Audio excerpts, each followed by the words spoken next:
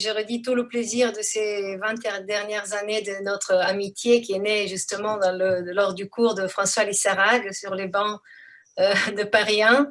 Et je souhaite aussi ajouter juste un petit mot à cette introduction pour dire que malgré le fait que j'étais à l'INHA en tant que boursière une première année et puis 4 ans comme chargée d'études, je n'ai jamais eu l'occasion de présenter mes recherches. Et donc, maintenant, ce manque sera comblé. Je suis particulièrement heureuse de pouvoir intervenir dans ce séminaire et accueillie, même si virtuellement, par l'INHA pour cette conférence. Alors, pour certains d'entre vous, ça sera beaucoup de choses déjà connues. Je reprends en partie ce qui est publié dans mon livre et je vais ajouter une petite enquête qui est toute récente, entamée aussi grâce à Louise de Tresde. J'en parlerai un peu plus longuement dans mon exposé. Donc, je vais commencer tout de suite à partager l'écran et à lancer le diaporama. Voilà, pour vous parler de Fauvel et de son approche de l'Antiquité classique des textes au Realia. Alors, l'enquête dont je vous ai touché un mot a commencé il y a 2 ans environ, lorsque Louise de Tresde, la conservatrice du cabinet des médailles, m'a demandé d'écrire une petite notice sur un vase qui se trouve au cabinet des médailles et qui était dit provenir de Fauvel, raison pour laquelle elle m'a sollicité. Et au départ, ça me semblait quelque chose de très simple, parce que, comme Nicoline l'a dit, j'avais réuni déjà une série d'informations sur les objets acquis ou dessinés par Fauvel. Et au fur et à mesure que je me suis lancée dans cette recherche, il y a de tas d'aspects nouveaux qui sont ressortis, de tas de problèmes aussi, qui ont fait que les choses n'étaient pas si faciles que je l'avais cru au départ, et le résultat était tout à fait étonnant. Donc, dans les registres du cabinet des médailles, on parle de ce vase en disant que c'est un vase peint, urne cinéraire, trouvé près du Pirée par M. Fauvel, ancien consul de France à Athènes. Elle est décorée d'une couronne d'olivier. Et elle a été achetée donc au commissaire-priseur Charles Pillet, établi à 11 rue de Choiseul, qui a vendu aussi ce même jour, donc le 29 juillet 1857, plusieurs autres objets lors d'une vente en fait aux enchères qui a eu lieu. Donc, à côté de cette notice un peu succincte qu'on trouve dans les registres du cabinet des médailles, il y avait aussi dans le registre de Rieder, le catalogue de vases peints de la Bibliothèque nationale, quelques éléments en plus. Notamment, il nous dit que ce vase a été trouvé près de Muniki, donc l'un des ports du Pirée, par Fauvel, qui cherchait et croyait avoir trouvé les ossements de Simon, donnés par lui alors qu'il était réfugié à Smyrne en 1823 au vicomte de Villeneuve, commandant de l'Isis, acquis en 1857. Donc c'est une calpée, c'est-à-dire un dinos funéraire rempli d'ossements, et les dimensions sont données. Donc il s'agit bien du vase qu'on a ici sous les yeux. Alors, le premier problème auquel j'ai dû faire face, c'est de comprendre quelles étaient les sources de Rieder. Comment il pouvait donner autant de détails sur ce vase, alors que moi-même, dans mes archives, je n'avais rien trouvé. Et toutes ces informations, le contexte de découverte, l'attribution à Simon, etc., ne figuraient pas dans le registre. Alors, d'où est-ce que de Rieder tirait ces informations? C'est de là qu'est partie ma recherche. Et ensuite, qu'est-ce qu'on peut trouver sur ce sujet, sur ce vase, dans les papiers de Fauvel que j'ai dépouillés en long et en large pendant ma thèse et dans les années suivantes. Donc, pour répondre à ces 2 questions, je vais d'abord vous présenter d'une part le personnage, pour ceux qui ne le connaissent pas ou ceux qui ne sont pas encore lassés d'entendre parler de lui. Et après, à la fin, donc, vous devrez écouter d'abord 1h30 parler de Fauvel pour ensuite arriver petit à petit à voir la solution de ce petit questionnement, pour ne pas dire un vrai mystère. Alors, comme Nicoline le disait, c'est dans ce livre « Aux origines de l'archéologie en Grèce », Fauvel et sa méthode, paru dans la collection L'Art et l'Essai de l'INHA du CTHS, que j'ai publié une partie de ma thèse, celle vraiment relative aux méthodes archéologiques de Fauvel, tandis qu'une grosse partie sur la collection et les acquisitions d'antiquités reste en réalité encore inédite, certes en partie présentée dans quelques articles. Alors, Fauvel, voici l'image, la seule image d'ailleurs, et la plus célèbre, connue du personnage, qui nous le montre en réalité à plus de 60 ans dans sa maison qui s'était fait construire vers 1810 au pied de l'acropole. C'est un tableau peint par le peintre Dupré qui était allé lui rendre visite en 1819 à Athènes. Et cette image résume un peu les principales passions de Fauvel, la peinture. Il était à l'origine un peintre formé à l'Académie royale de peinture et sculpture, et aussi celle qui devint sa passion principale, l'Antiquité, avec toute une série d'objets qui sont exposés ou encastrés dans les murs de sa maison. Alors, petit rappel, un résumé de la vie de Fauvel en 10 dates, ce qui permettra aussi de comprendre un peu mieux quelques éléments dont je vais parler rapidement et de le situer.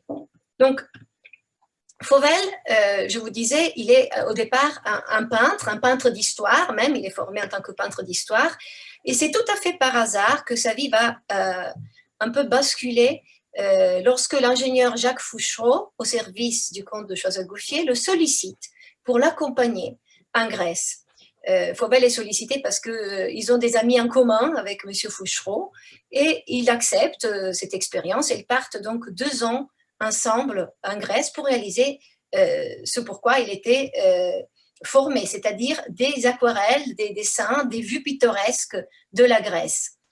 Le comte de Choiseul-Gouffier est nommé ambassadeur de France à la Sublime Porte quelques années plus tard, donc en 1784, et assez content du travail que Fauvel avait pu effectuer lors de ce premier voyage, il souhaite qu'il puisse l'accompagner à nouveau à Constantinople. Donc Fauvel repart pour l'Orient, et 2 ans plus tard, il est envoyé à Athènes pour réaliser les moulages en plâtre des principaux monuments anciens, mais aussi pour des explorations, des fouilles. On verra beaucoup d'autres tâches lui seront confiées à ce moment-là. Un autre basculement, je dirais, dans la vie de Fauvel, c'est lorsque Choiseul-Gouffier, qui était donc jusque-là ambassadeur de France à la Sublime Porte, est convoqué par le gouvernement révolutionnaire pour rendre compte de ses liens avec la famille royale. Et ayant déjà eu un aperçu de ce qui se passait en France, il préfère ne pas rentrer à Paris et s'enfuir en Russie. Fauvel, resté à Athènes sans mentor, il continue néanmoins à travailler aux mêmes activités auxquelles il s'était adonné au service de Choiseul-Gouffier, mais cette fois-ci un homme libre. Donc la première chose qu'il dit quand Choiseul-Gouffier s'enfuit, il dit « liberté, liberté chérie ». Apparemment, c'était un patron un peu oppressif. En tout cas, à partir de ce moment, il commence aussi à se constituer une collection personnelle. Donc jusque-là, il avait réuni des antiquités pour Choiseul-Gouffier. À partir du départ du comte, il avait déjà, quelques années avant, manifesté le désir de se constituer une collection, et il commence donc à réunir des antiquités pour lui-même. En 1798, à la suite de la campagne d'Égypte, tous les Français résidant dans l'Empire ottoman sont incarcérés, puisque la France entre en guerre contre l'Empire ottoman, et Fauvel est lui aussi emprisonné. Ce qui va engendrer en fait la perte de presque tous ses biens.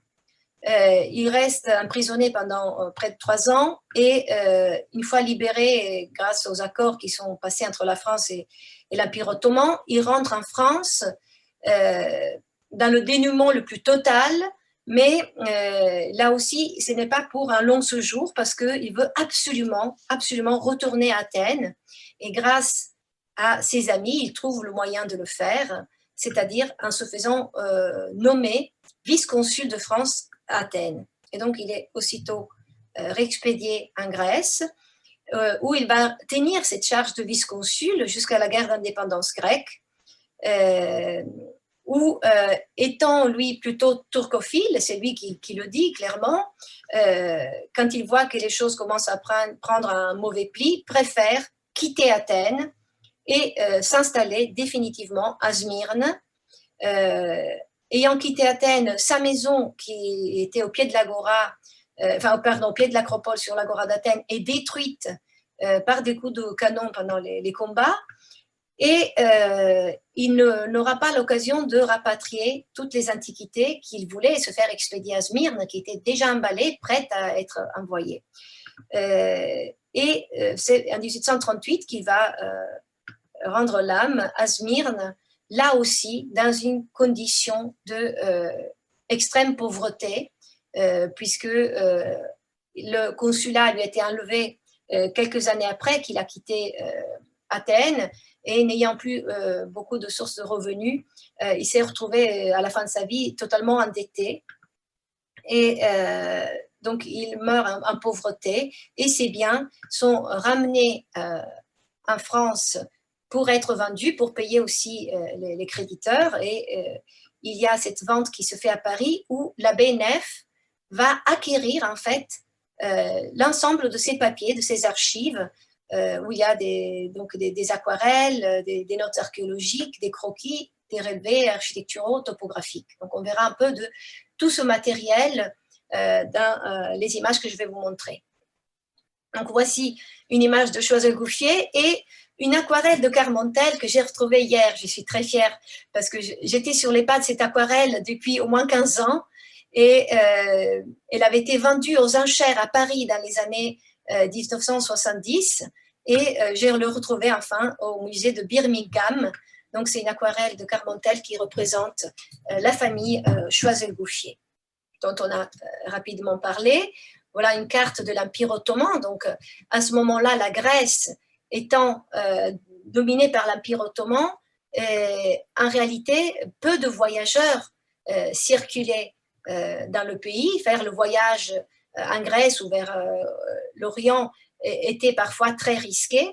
Et Choiseul-Gouffier, avec son voyage pittoresque qu'il publie à l'issue d'un premier voyage en 1776, va vraiment essayer de donner une image de la Grèce qui ne soit pas seulement l'image littéraire sur laquelle les savants se reposaient jusque-là, donc les auteurs anciens.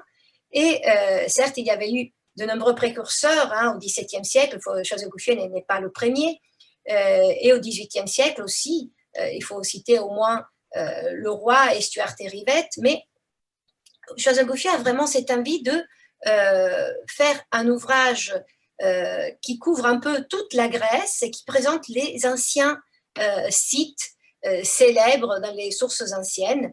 Au final, il n'y parviendra pas vraiment jusqu'au bout, c'est-à-dire que seulement quelques parties seront publiées. Ce volume aussi, à cause des problèmes connus pendant la Révolution, son exil, etc., ne sera jamais achevé selon le plan initial.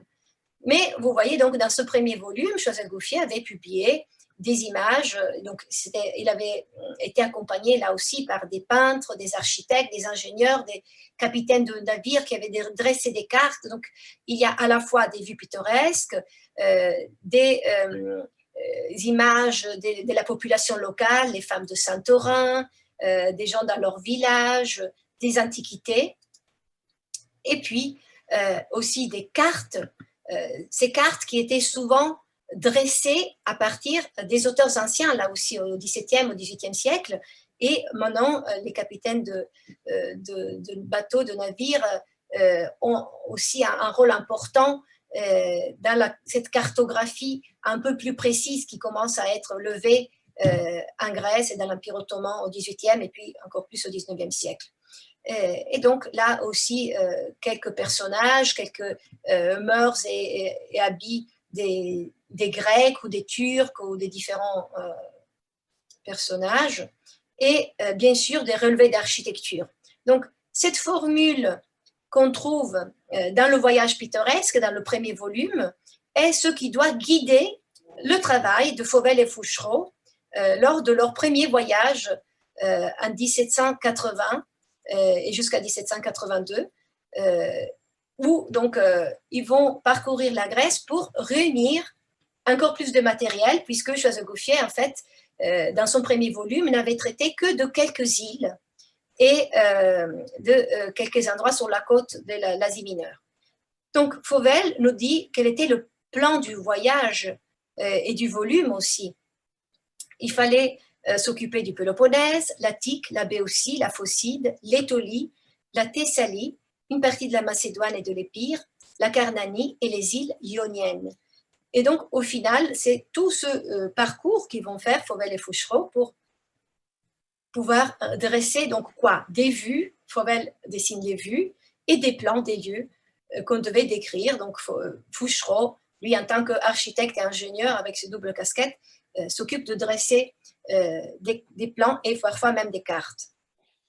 Et puis, bien sûr, des dessins, des statues, bas-reliefs qui ornent les superbes ruines d'Athènes. Donc, voilà les dessins que Fauvel réalise lors de ce premier voyage. Ce sont des aquarelles qui reprennent un peu le schéma du voyage pittoresque, c'est-à-dire des vues d'ensemble, des paysages, les petits villages, mais aussi les monuments, hein, les dessins des monuments, des bas-reliefs du Parthénon, les métopes donc. Ici, des personnages aussi, toujours dans la même optique. Vous avez des juifs de Salonique, des femmes de Scio, de la campagne, les femmes corfiotes, les grecs corfiotes, et aussi donc les monuments dans les vues d'ensemble, dont en revanche l'ingénieur Fouchereau va lui lever les plans. Donc ici c'est une image encore des propylées, où il y avait tout un mur qui était construit, qui n'existe plus aujourd'hui, les propylées de l'acropole d'Athènes bien sûr. Et ici un exemple des plans d'architecture qui sont en revanche levés par Fouchereau. Donc ça c'est le travail qu'ils vont effectuer ensemble. Et Fauvel, donc, lorsqu'il retourne en Orient pour accompagner Choiseul-Gouffier, il est rapidement envoyé à Athènes, et cette fois-ci, ses tâches se diversifient. Outre les vues pittoresques, donc il continue à faire des vues pittoresques, il est toujours au service de Choiseul-Gouffier, qui n'a toujours pas fait paraître le deuxième volume du Voyage pittoresque, donc il veut enrichir encore plus le matériel déjà réuni par Fauvel et Fouchereau. Donc des vues pittoresques, des différents bâtiments que Fauvel peut admirer sur place, mais il se rend aussi à explorer différents sites. Donc vous avez ici par exemple une aquarelle de Mycène. Et donc, outre les vues pittoresques, il commence aussi à réaliser des relevés d'architecture. Relevés d'architecture que, lors du premier voyage, étaient plutôt effectués par Fouchereau. Mais cette fois-ci, étant seul, c'est lui qui s'occupe de tout, donc plusieurs relevés d'architecture qui figurent encore dans ses papiers. Donc ici, vous avez la porte d'Arcadie de Mécène, l'Odéon d'Hérode Atticus à Athènes. Je n'ai mis que quelques exemples parce qu'il y a, je ne l'ai pas dit au début, mais il y a plus de 2000 aquarelles, entre dessins, croquis et aquarelles, ne sont pas tous dans un état fini, qui sont conservés donc à la BNF, au département des estampes, et quelques-uns au Cartzeplan.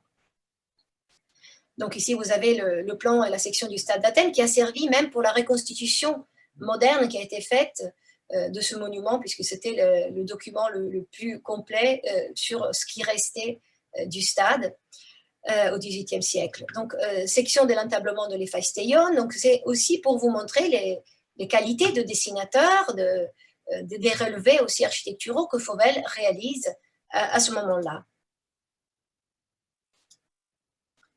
Petite image du Parthénon, beaucoup de mesures.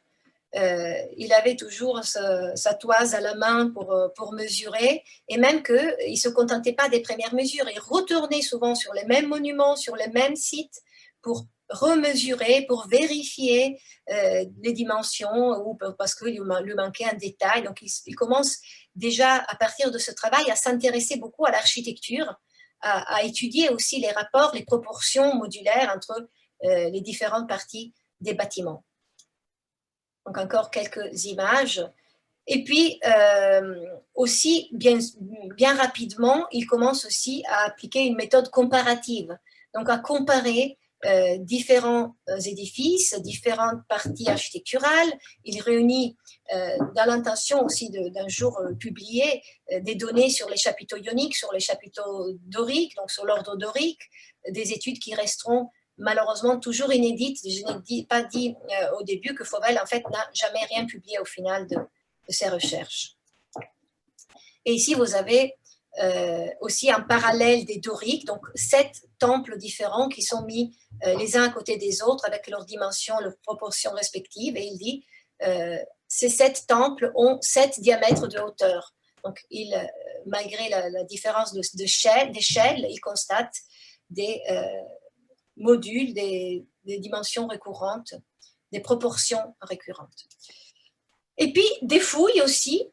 Il entreprend beaucoup de fouilles pour, d'abord, pour dégager les ruines et les relever correctement.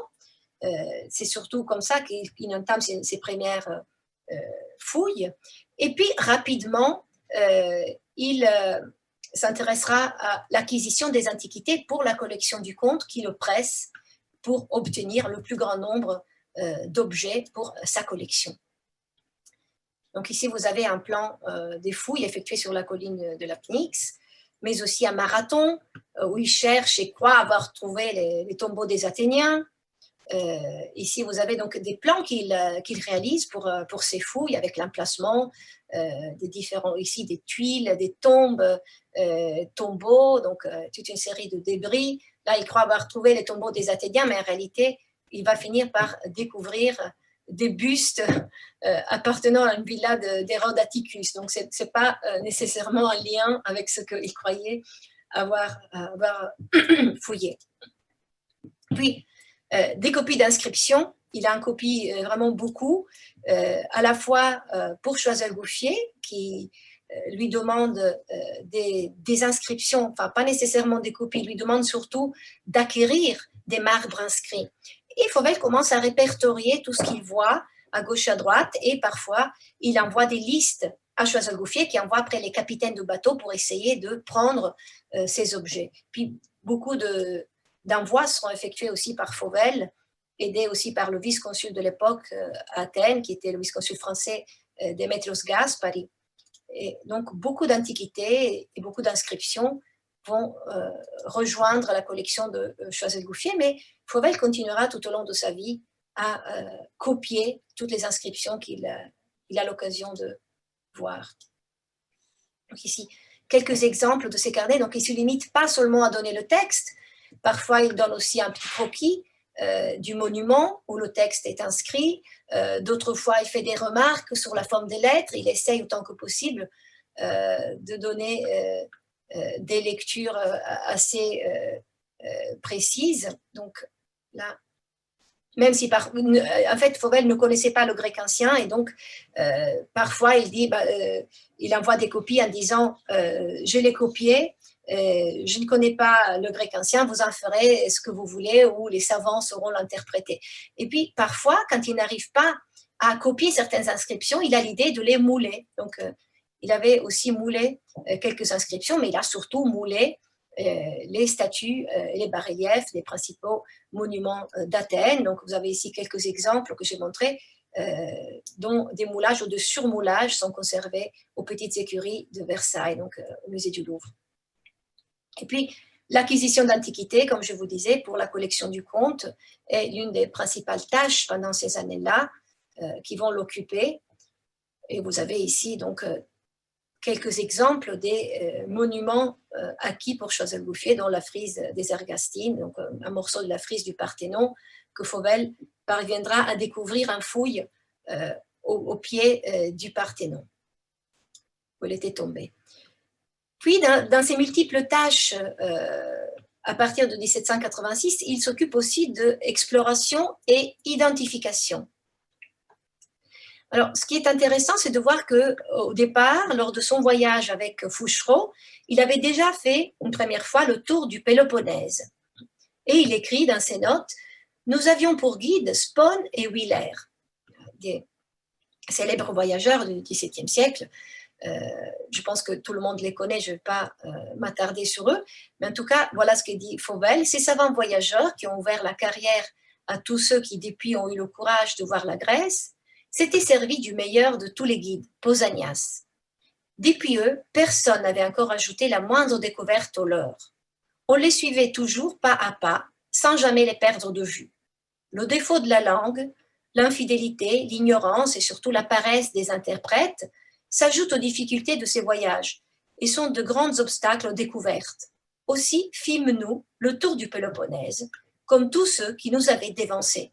C'est-à-dire qu'ils n'arrivent pas à trouver, par exemple, le site d'Olympie, sur lequel Choiseul-Gouffier avait beaucoup insisté, ou de tas d'autres sites antiques, puisqu'ils se limitent à suivre pas à pas les voyageurs. Et ça, c'était lors du premier voyage. Mais en 1787, Fauvel est renvoyé dans le Péloponnèse. Choiseul-Gouffier lui demande de retourner dans le Péloponnèse pour faire un voyage, je cite, court, facile et peu dispendieux. En réalité, il n'a que une dizaine de jours. Et pourquoi il est renvoyé dans le Péloponnèse? C'est parce qu'au même moment, l'abbé Barthélemy est en train de travailler, de finaliser son ouvrage sur le voyage du jeune Anacharsis en Grèce, qui aura le succès extraordinaire qui lui est connu désormais. Et ce voyage qui est un voyage imaginaire, où l'abbé Barthélemy s'imagine que ce jeune Anacharsis va parcourir les différents sites grecs et il faut absolument qu'il soit accompagné par un atlas de cartes géographiques. L'essentiel des cartes de la Grèce de cette époque-là était souvent dressé à partir des auteurs anciens et maintenant l'abbé Barthélemy, en profitant aussi du matériel réuni par Choiseul-Gouffier, il veut donner des cartes qui soient levées sur place. Et c'est pour ça qu'il s'entoure pour ce travail non seulement de Barbier du Bocage, célèbre géographe, mais aussi de Fouchereau, qui va aider donc Barbier du Bocage avec le matériel qu'il avait réuni. Sauf que, en fait, Fouchereau, il se rend compte assez rapidement qu'il lui manque plusieurs informations et il n'y a qu'une seule personne qui puisse donner ces informations, c'est Fauvel, qui est encore en Grèce. Donc, il lui écrit sur les ordres, bien sûr, de Choiseul-Gouffier, pour lui demander de s'intéresser à la topographie et à la cartographie. Et il lui demande notamment de lever des cartes et des plans sur les sites du Péloponnèse qu'ils n'avaient pas explorés lors de leur premier voyage. Et Fauvel lui répond en disant qu'il n'a aucune compétence topographique, mais il y a donc une série d'échanges de lettres entre Fauvel et Fouchereau, où Fouchereau lui dit si, vous êtes assez doué, vous m'avez déjà aidé lors de notre premier voyage, donc je vais vous expliquer comment faire. Et d'ailleurs, vous m'aviez déjà vu à l'œuvre. En effet, ici, vous avez une petite aquarelle réalisée lors de leur exploration de l'île d'Égine, où on voit un petit personnage plié sur une tablette. En fait, ce n'est autre que Fouchereau, sur une planchette, donc un gonographe, en train de réaliser des mesures, des relevés pour dresser des plans. Donc, Fauvel avait pu épauler Fouchereau et il va cette fois-ci s'y lancer, lui tout seul, grâce aux instructions que Fouchereau lui fait parvenir dans leur correspondance. Il lui explique comment construire une planchette, comment l'utiliser. Alors, vous vous placerez d'abord sur un point, vous prenez des visées sur des objets, puis vous changez d'endroit sur des endroits en hauteur, de préférence des montagnes, des collines, et vous faites les mêmes visées sur les mêmes points, vous marquez les angles et les distances, etc. Donc, il y a toute une série d'explications que Fauvel met en pratique, finalement, je dirais, assez facilement, assez rapidement, et il entame ce deuxième tour du Péloponnèse avec les instructions de Fouchereau pour non seulement identifier tous les sites que Choiseul-Gouffier lui demandait de retrouver pour l'abbé Barthélemy, mais aussi pour dresser donc des cartes. Et cette fois-ci, Fauvel dit dans ses notes que maintenant il connaît le grec moderne, il ne dépend plus des textes des voyageurs qui l'ont précédé, il peut procéder à sa guise et surtout, il profite beaucoup des renseignements qui lui sont donnés par les habitants des lieux, tant en connaissance des ruines et des itinéraires qu'en connaissance des toponymes. Les toponymes anciens, à son avis, sont souvent restés dans les toponymes modernes. Et donc, en suivant ses instructions et ses intuitions, il parvient effectivement à retrouver le site d'Olympie, à visiter le site de Mantiné, à retrouver le temple de Basse qu'il n'avait pas pu trouver lors de son premier voyage avec Fouchereau. Donc, c'est une moisson très riche qui rapporte de cette exploration, mais aussi des cartes qu'il dresse sur place. Donc, le premier plan d'Olympie est réalisé toujours lors de ce voyage en 1787, mais aussi une carte de la plaine de Sparte. Donc, voici un détail donc extrêmement intéressant avec les différents bâtiments du village moderne, des restes d'un théâtre, le Dromos, etc. Et puis, quelques exemples d'autres cartes qui sont levées dans les années suivantes. Donc, à partir de ce moment, il goûte, entre guillemets, à la topographie, à la cartographie, et ça deviendra vraiment sa passion principale pendant toute sa vie. Ici, vous avez d'autres réalisations, donc la plus célèbre qui est le plan d'Athènes, réalisé vers 1797, mais aussi il se lance dans la réalisation d'une carte du Péloponnèse qui restera inachevée, ainsi qu'un travail de toponymes, d'associer les toponymes anciens et les toponymes modernes sur cette carte du Péloponnèse. Et c'est un travail que Fauvel avait commencé avec le médecin Gian Dionisio Avramiotti et qui restera lui aussi inédit en fait. Et ici, j'ai choisi ce détail de cette carte pour vous montrer la complexité de ce travail et les heures et les journées et les mois et les années que Fauvel a passé à faire des visées. À partir de ce moment, en fait, il est sans arrêt sur une montagne, sur une autre, à prendre des mesures. Chaque point sur cette carte comporte de multiples lignes qu'il a tracées donc à partir de ses relevés. Et c'est vraiment, je pense que ce dessin donne une idée de la tâche beaucoup mieux que ce qu'on peut le faire à partir des explications des paroles. Donc, tout cela, c'est un travail qu'il réalise pour Choiseul-Gouffier, et en partie aussi pour l'abbé Barthélemy, mais malheureusement, rien n'arrivera à temps pour être publié. Donc, tous ces relevés effectués dans le Péloponnèse ne seront jamais publiés dans l'atlas du voyage du jeune Anacharsis en Grèce, et Fauvel écrira assez chagriné dans les années suivantes, chez Choiseul-Gouffier, tout rentre et rien ne sort.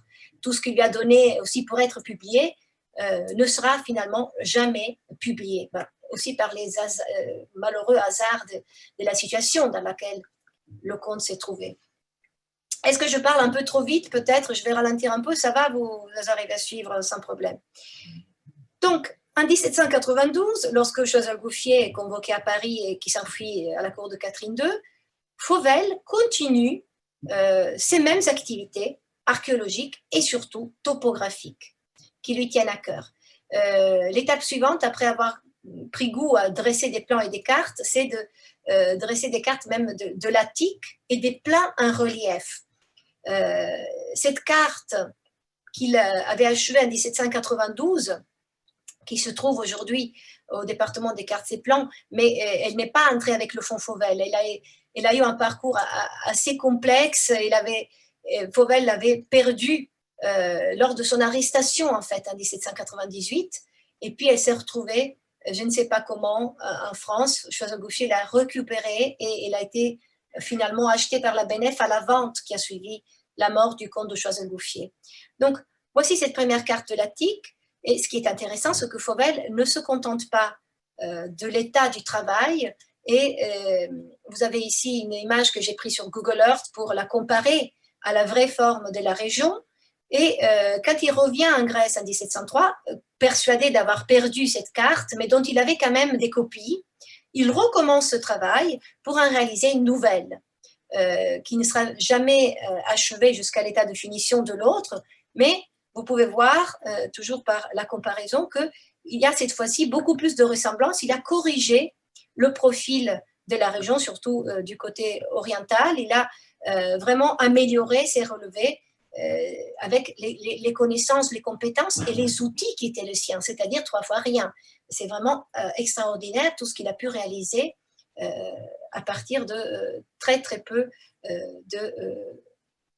d'outils techniques aussi. Il avait une toise, la planchette et un goniographe pour les angles et quelques éléments à peine de plus. Donc, il va réaliser aussi des plans reliefs, je disais, comme par exemple ce plein relief des Latiques, également conservé à la Bibliothèque nationale aujourd'hui, donc au quartier Plan, et des maquettes, beaucoup de maquettes de monuments. Ici, vous avez la seule maquette, donc, il y a celle-ci ainsi que la maquette d'Athènes, de toute la ville d'Athènes, qui sont conservées au département des quartiers Plan, mais qui ont beaucoup souffert aussi du transport, de la vétusté, et en fait sont très abîmés, ne rendent pas compte vraiment de l'excellence de son travail.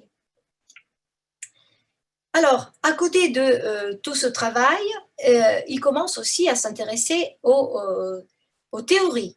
Il y a un aspect théorique qui apparaît dans ses écrits.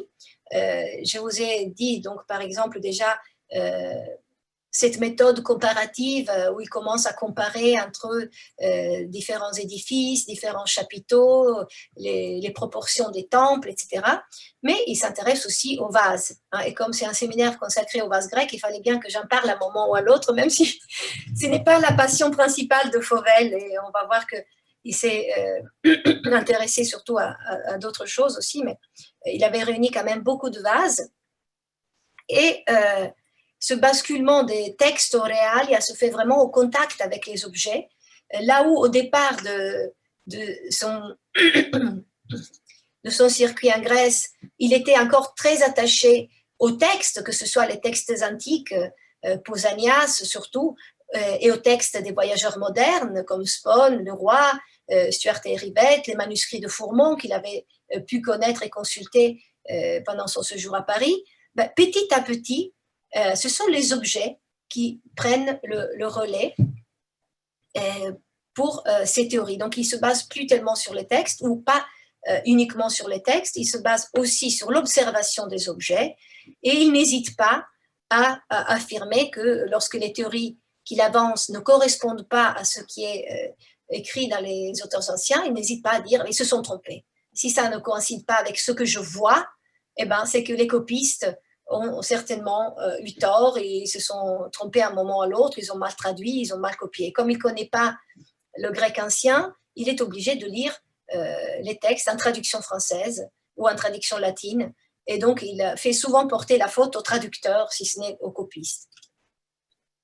Ainsi, par exemple, pour les sites à fond blanc, il se rend compte assez rapidement que ce sont des vases à destination funéraire qu'il trouve dans les tombeaux, que les sujets sont à peu près les mêmes. Donc, il y a dans ces papiers une série d'observations sur ces vases, sur leur fonction, sur leur iconographie, ou encore, par exemple, les sites funéraires à marbre. C'est intéressant parce que Fauvel a consulté, je disais, les papiers de l'abbé Fourmont entre 1782 et 1784. Et lorsqu'il retourne à Athènes en 1786, il a aussi des notes sur ce que Fourmont avait vu. Donc, il commence à chercher ce que l'abbé Fourmont avait indiqué avoir vu dans telle église ou à tel endroit. Certains de ces dessins de l'abbé Fourmont étaient entre-temps publiés par Caylus. Et donc, nous avons ici, par exemple, ce vase, les sites funéraires à marbre, qui était copié par Fourmont dans une église, publié par Caylus, et que Fauvel va rechercher et retrouver donc à Athènes. Et là, c'est un croquis rapide que Fauvel fait du vase, ainsi d'un autre. Et là, c'est le marbre pris par Fauvel. Et là où le comte de Caylus, par exemple, se demandait à partir des dessins de Fourmont, à quoi bien pouvait servir cet objet que Fourmont disait bien être à destination funéraire, mais peut-être qu'il devait y avoir un pied, sans doute. Enfin, Caylus, n'ayant pas eu l'objet sous les yeux, se pose de tas de questions. Et puis, Fauvel, comme il a aussi l'occasion de voir des vases intègres, il écrit dans ses notes, en quelque sorte, les réponses aux questions de Caylus. Il dit je suis sûr que ces vases étaient donc des vases qu'on posait sur le tombeau au lieu du cippe, un vase de marbre, ou plutôt une représentation de vase, etc. Donc il fait toute une série de remarques, d'observations à partir des objets qu'il a pu avoir sous les yeux, de son expérience aussi sur le terrain. Et en revanche, donc à propos des vases des lécites à fond blanc, sont particulièrement consacrés aux funérailles, destinés au tombeau, etc. Donc il y a comme ça dans ces notes toute une série d'informations, de théories qui ressortent, même si Fauvel a un gros défaut, et à cela je lui ressemble beaucoup, il n'est pas systématique, il n'est pas méthodique. Et donc tout est dans une grande confusion. Pour retrouver le fil de ses idées, ses théories, etc., il faut vraiment glaner ici et là, sur un dessin, sur un croquis, sur le brouillon d'une lettre qu'il réutilise pour y ajouter des remarques. Donc, c'est vraiment quelque chose qui m'a pris beaucoup d'années de parvenir à reconstituer un peu ce puzzle, et il y a encore beaucoup de vide, parce que nous n'avons pas un livre, une publication ou un écrit ordonné, systématisé, où il présente ses idées. C'est surtout dans la correspondance, en fait, qu'on peut puiser pour trouver quelques-unes de ces théories. Donc, à côté des théories, il y a aussi les antiquités. Alors, les antiquités collectées par Fauvel, il y a 4 grosses collections, je dirais, plus ou moins grosses. Enfin, la première, c'est la collection de Choiseul-Gouffier, à laquelle il a apporté une énorme contribution. En tout, j'ai répertorié environ 300 objets, pour l'essentiel des marbres, des sculptures ou des inscriptions. Et donc, collection qu'il réunit, qui contribue à réunir entre 1786 et 1792. À partir du départ de Choiseul-Gouffier, il se constitue une collection personnelle, à différence qu'il n'a pas les mêmes moyens de Choiseul-Gouffier. Donc là où la collection de Choiseul-Gouffier était essentiellement constituée par des sculptures, des marbres, des inscriptions, celle de Fauvel est en revanche essentiellement constituée de monnaies. C'est en fait en collectionnant des monnaies que naît son goût pour le collectionnisme, et au contact avec Cousinerie, qui était l'un de ses amis et correspondants, grand numismate, il développe donc ce goût pour la collection. Donc, il commence à collectionner des monnaies auxquelles il ajoute rapidement des moulages d'antiquités. Donc, tout ce qu'il ne pouvait pas acquérir, désormais, il avait bien appris à réaliser des moulages, il va le mouler, et des maquettes. Il réalise énormément de maquettes des monuments athéniens, et pas seulement, que malheureusement, il va détruire lors de son arrestation en 1798. Quand il est arrêté lors de la guerre à la suite de la campagne d'Égypte, il écrit à l'un de ses correspondants « J'avais peur que ces maquettes, que tout ce travail fruit de mes recherches, d'années de recherche, ne tombe dans les mains des Anglais ou dans des mauvaises mains. Et donc, j'ai donné l'ordre à mon domestique de tout détruire. » C'est vraiment dommage, mais dès 1803, lorsqu'il revient à Athènes en tant que vice-consul, il va se remettre à la cartographie, à la topographie et à la réalisation des maquettes. En 1823, comme je vous disais, il s'enfuit à Smyrne. La collection réunie pendant 20 ans à Athènes sera, elle, finalement détruite sous les décombres de la maison bombardée lors de la guerre d'indépendance grecque. Et il arrive à Smyrne avec ses papiers, il parvient à sauver juste ses papiers, quelques petits objets, sa collection de monnaies, qui composera à la fin de sa vie plus de 2000 monnaies. Et donc, jusqu'à sa mort en 1838, il continuera à collectionner, mais comme je vous disais, dépourvu de moyens.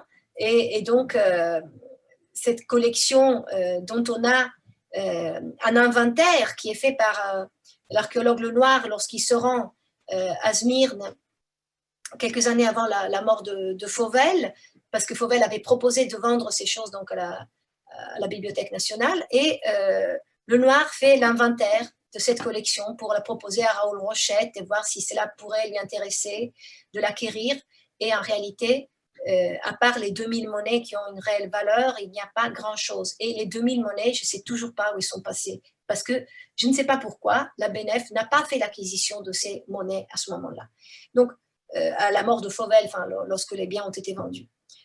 Donc, cette quatrième collection, qui est la plus pauvre des quatre, sera finalement ramenée à Paris et vendue aux enchères en 1840.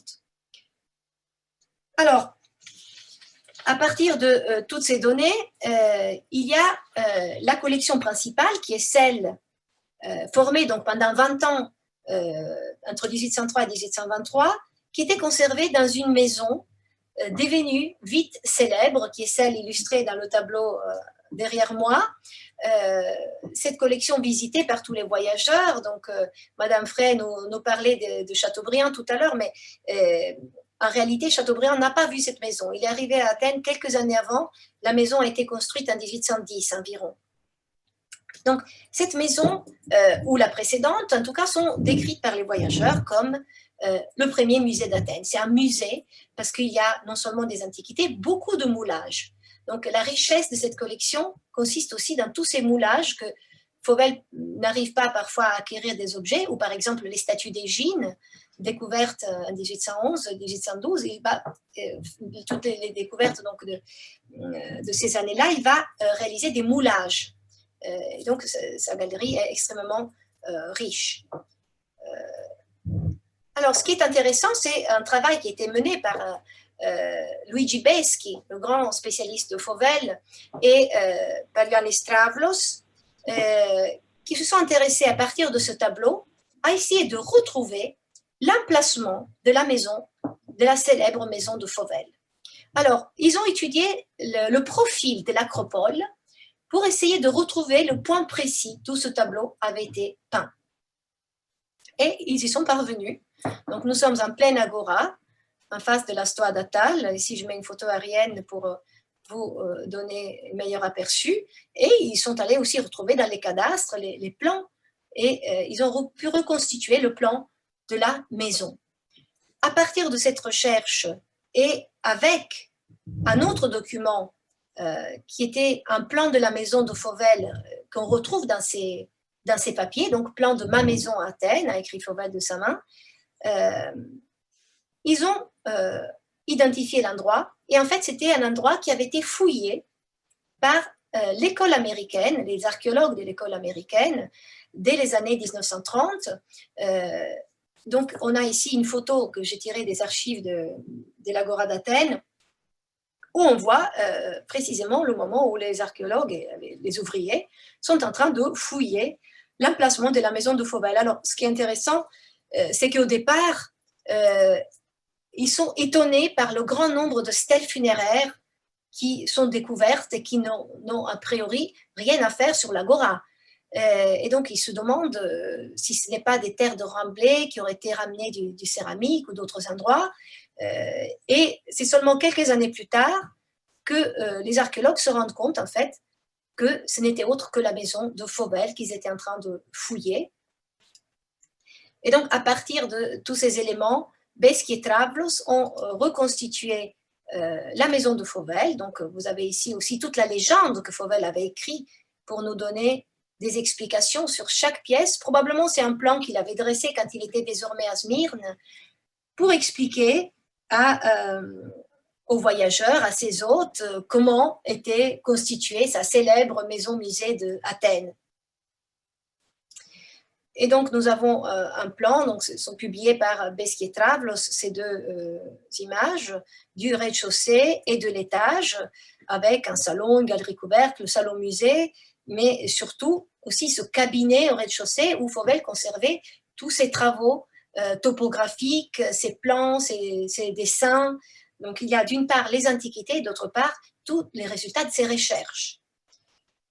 Et aussi une maquette en a été réalisée à partir de ces éléments, donc avec les différentes vues de la maison de Fauvel, qui était aussi une maison consulaire. Je vous rappelle donc le drapeau.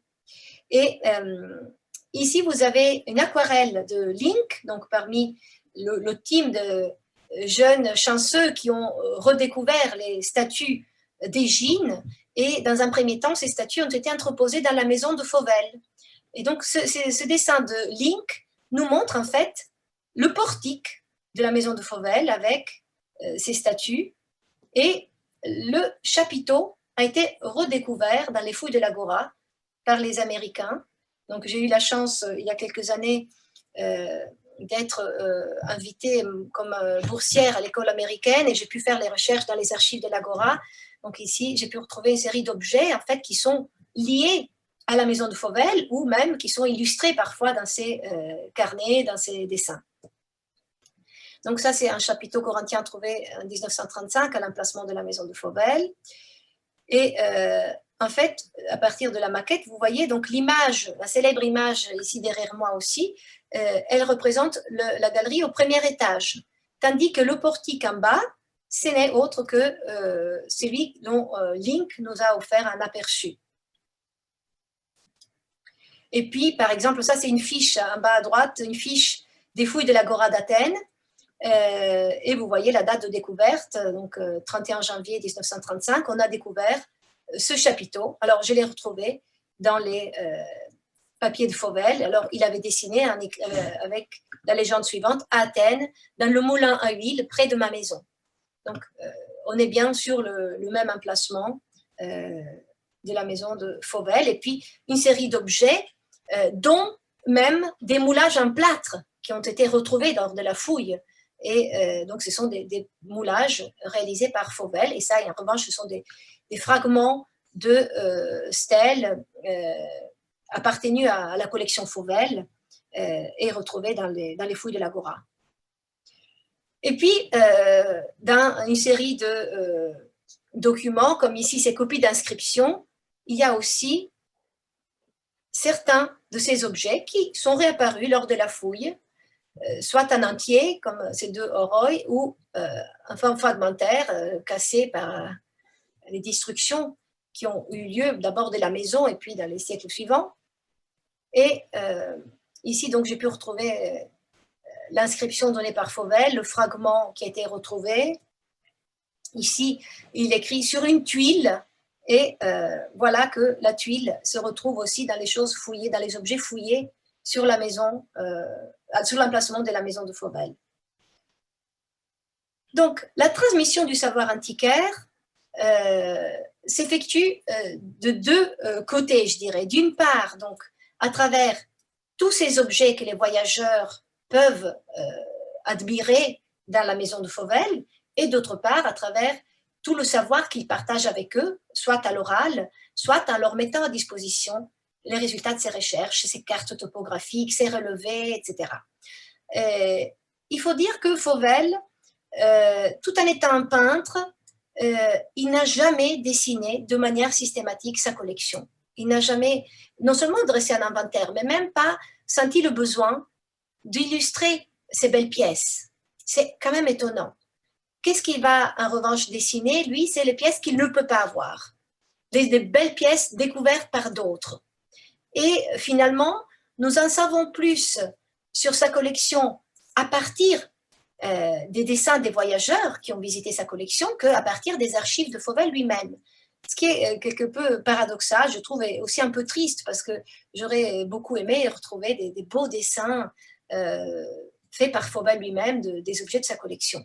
En revanche, il en parle. Quand il a des pièces qu'il considère comme intéressantes ou comme particulièrement de valeur, il en parle dans ses papiers, dans ses lettres, et il en parle à plusieurs reprises. Donc, j'ai trouvé tel vase, et puis il s'en sert comme, souvent comme exemple pour des comparaisons, pour donner des chronologies. Il compare tel objet, telle figure à telle autre figure, et il n'hésite pas à faire des comparaisons, par exemple, entre une figure féminine trouvée sur un vase et le manche d'un miroir, ou encore des décors trouvés sur un coffret avec les décors sur les rectéiones, et ainsi de suite. Donc, il compare vraiment les différentes catégories d'objets entre eux, à partir de l'iconographie, des décors, pour essayer d'esquisser un système chronologique, comparatif aussi, par rapport à l'identification parfois des personnages.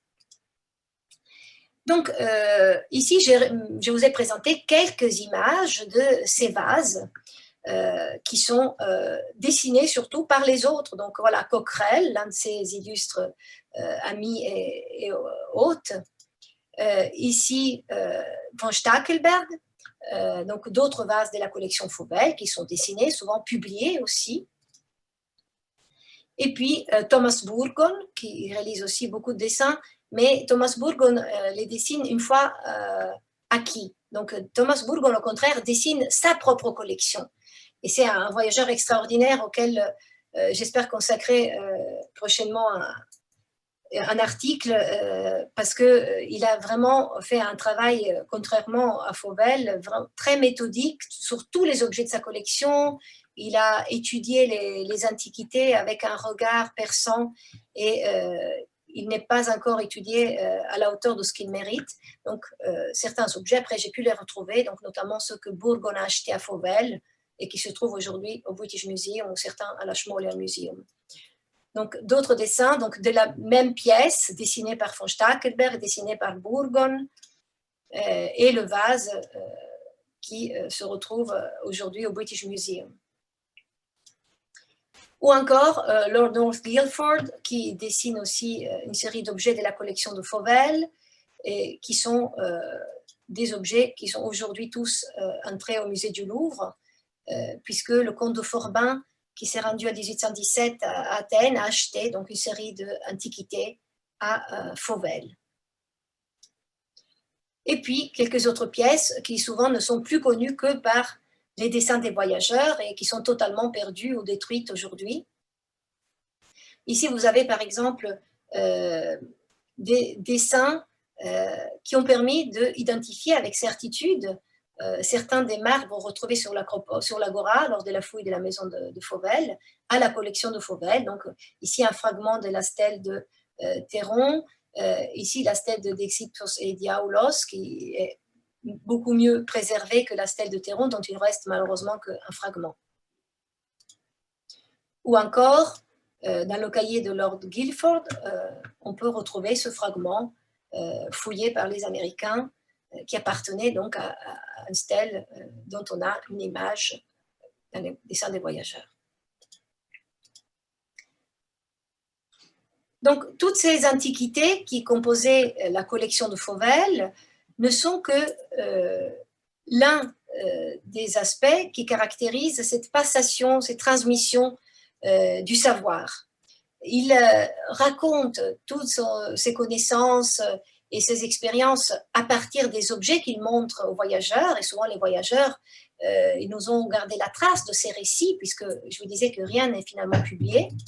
Et de l'autre côté, il y a aussi ces cartes, ces dessins, les résultats de ses recherches, qu'il ouvre aussi son cabinet aux voyageurs. Et c'est ainsi que, par exemple, de ce plan d'Athènes levé par Fauvel vers 1797, on retrouve des copies.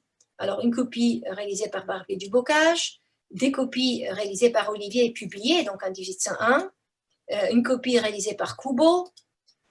Walpole aussi publie cette carte en 1817, ou encore Burgon, il avait non seulement acheté des vases à Fauvel, mais copié un certain nombre de ses travaux, avec l'autorisation de Fauvel, bien sûr. Hein, tout était fait par l'antiquaire qui ouvrait largement sa maison.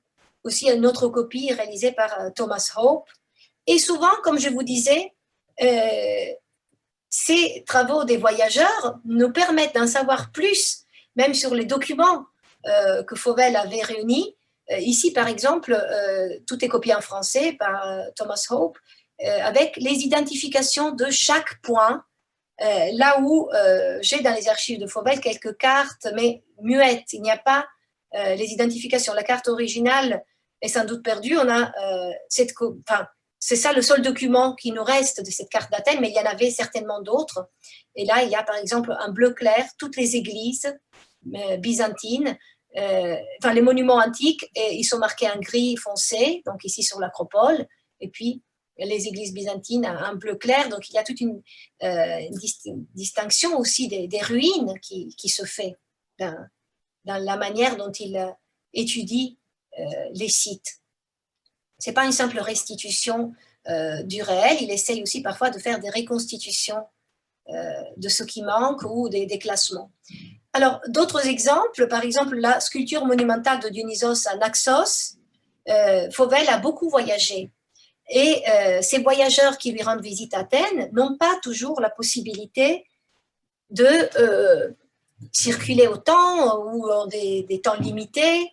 Et toutes les antiquités que Fauvel a pu voir à gauche et à droite, dont il a des dessins, il leur montre, et souvent ils ont le désir de les copier, en l'absence de pouvoir eux-mêmes se rendre sur place. C'est ainsi qu'on retrouve par exemple une copie du dessin fait par Thomas Hope, une copie du dessin fait par William Gell. Donc ce sont vraiment, j'ai superposé les dessins, se sont vraiment calqués sur le dessin de Fauvel. Il n'y a aucun doute là-dessus, même si parfois les personnages sont légèrement modifiés. Ici, le personnage a disparu, celui qui était là. On ne reste plus que quelques traces, quelques signes, mais c'est bel et bien des dessins qui ont été calqués sur celui de Fauvel. Alors, après vous avoir présenté ce long panorama, qu'est-ce qu'on peut dire à propos de cette enquête dont je vous ai parlé au départ? Donc, cette urne de Simon que voici. Alors, j'aurais voulu savoir comment cette urne avait été attribuée à Simon, puisque dans des papiers de Fauvel, je ne trouvais rien là-dessus.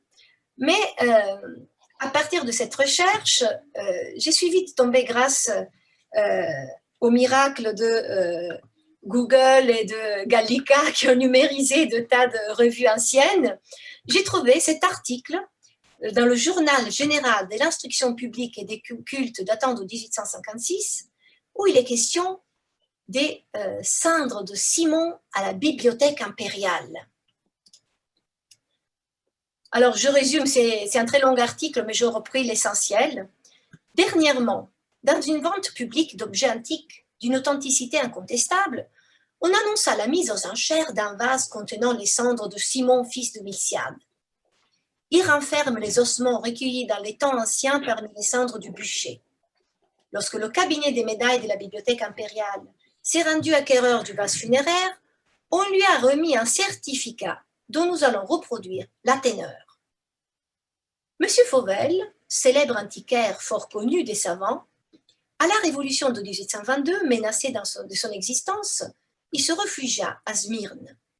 Messieurs le vicomte de Villeneuve, commandant de la corvette l'Isis, ayant eu l'occasion de lui rendre d'importants services, a reçu comme témoignage de gratitude le vase grec dont M. Fauvel faisait la narration suivante.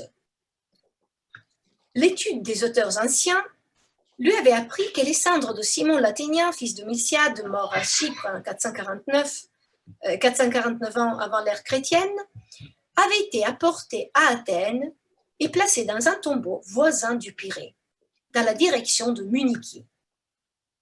Après des recherches multipliées dans les lieux indiqués, il découvrit un épais massif de maçonnerie antique, dans lequel était ce vase.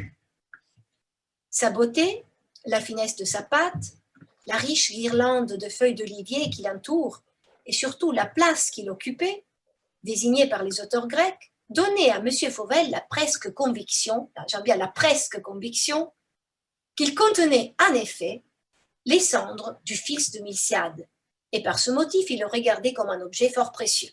J'atteste la vérité de ces détails, signé vicomte de Villeneuve, ancien capitaine de vaisseau. Alors, ce certificat qui accompagnait le vase, pour l'instant, je ne l'ai pas encore retrouvé à la Bibliothèque nationale. Peut-être que dans des recherches futures, on pourra parvenir à le redécouvrir. Mais en tout cas, ce qui est intéressant, c'est que donc, Fauvel dit avoir fouillé ce vase près du Pirée, dans un endroit qu'il avait identifié comme le tombeau de Simon. Or, moi, par mes recherches sur les papiers de Fauvel, je sais où il plaçait le tombeau de Simon, même si au départ, à peine arrivé à Athènes, il le plaçait s'alignant sur la tradition des voyageurs précédents. Il le plaçait donc derrière la colline de l'Apnix. Vous avez ici donc l'emplacement sur cette carte dressée par Fauvel. Et en même temps, les autres voyageurs, comme je vous disais, ils s'alignaient aussi sur cette tradition. Et ce tombeau appelé de Simon, il a été aussi dessiné par exemple par Simone Pomardi. Et voilà l'emplacement sur la carte d'Athènes dressée par Fauvel, hein, sur la route vers le Pirée, donc derrière l'Apnix. Et il y a toute une série sur cet endroit-là de caveaux, donc qui n'ont en réalité rien à voir, bien sûr, avec Simon, ni avec des tombeaux, mais voilà, c'était la tradition à l'époque. Et puis, en 1795, Fauvel change d'avis. Il ne situe plus le tombeau de Simon à cet endroit-là, mais il le déplace parce qu'il croit avoir vraiment découvert l'emplacement de la tombe de Thémistocle. Et dans son élan, à côté, ça ne peut être que la tombe de Simon, puisque, dit-il, c'est Thucydide qui avait dit que Simon aurait été enseveli à côté de Thémistocle. En réalité, il fait confusion. Mais bon, donc il dit, d'après Thucydide, je regarde ces sépultures comme celle de Thémistocle, à portée de Magnésie, est déposée dans le sarcophage creusé dans la roche. Celui qui est au milieu de la partie aplanie doit être celui de Simon, fils de Miltiade, que l'on savait avoir eu sa sépulture près de Thémistocle. Et donc, il dit où est-ce qu'il a découvert ces tombes? Tout au bord de la mer, il a découvert un sarcophage mis dans un autre sarcophage creusé dans le rocher, plus bas que le niveau de l'eau. Alors, je n'ai découvert celui de Simon que longtemps après celui de Thémistocle. Le hasard fit que la mer était basse ce jour, parce que le vent était au nord, et j'eus la facilité de l'observer à Monaise. Donc voilà le point exact où Fauvel plaçait le tombeau de Thémistocle, sur la pointe occidentale du Pirée, et le relevé qu'il nous donne de ce tombeau, donc un sarcophage dans un autre sarcophage. Et pendant longtemps, j'avais cru au départ que Fauvel avait fouillé cet emplacement. Et donc, j'avais dit oui, bon, mais là, il a découvert à ce moment-là cette urne du cabinet des médailles dans sa fouille de ces tombeaux. En réalité, je me suis rendu compte qu'il ne les a pas fouillés, il les a découverts. Et il dit, j'ai découvert tout au bord de la mer. Il n'a pas effectué de fouilles. Et les voyageurs suivants, ils ont laissé aussi des images de cet emplacement. Ici, vous avez la section donc, de cette tombe avec le sarcophage. Et ce qui lui fait dire que c'est la tombe de Thémistocle, d'abord, c'est le fait qu'il y a encore des tambours d'une colonne monumentale. Thucydide donc disait qu'il y avait un monument qui marquait l'emplacement de cette tombe, qui pouvait être vu et salué au loin.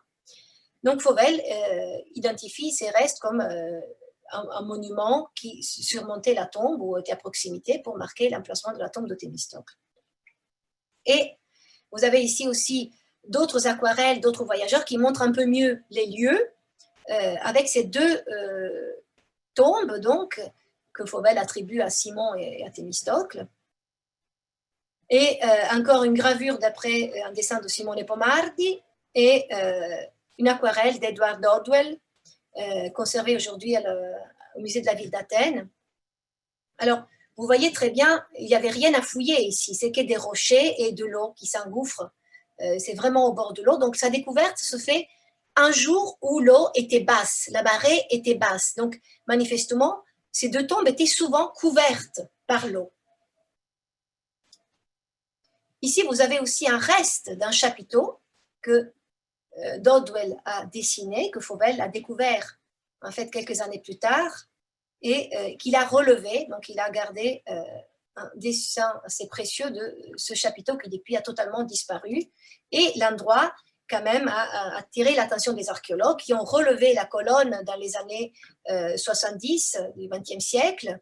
Et malheureusement, ce n'est pas possible de visiter le lieu aujourd'hui, puisque c'est une zone militaire, mais on peut le photographier depuis la mer, à défaut de pouvoir s'y rendre.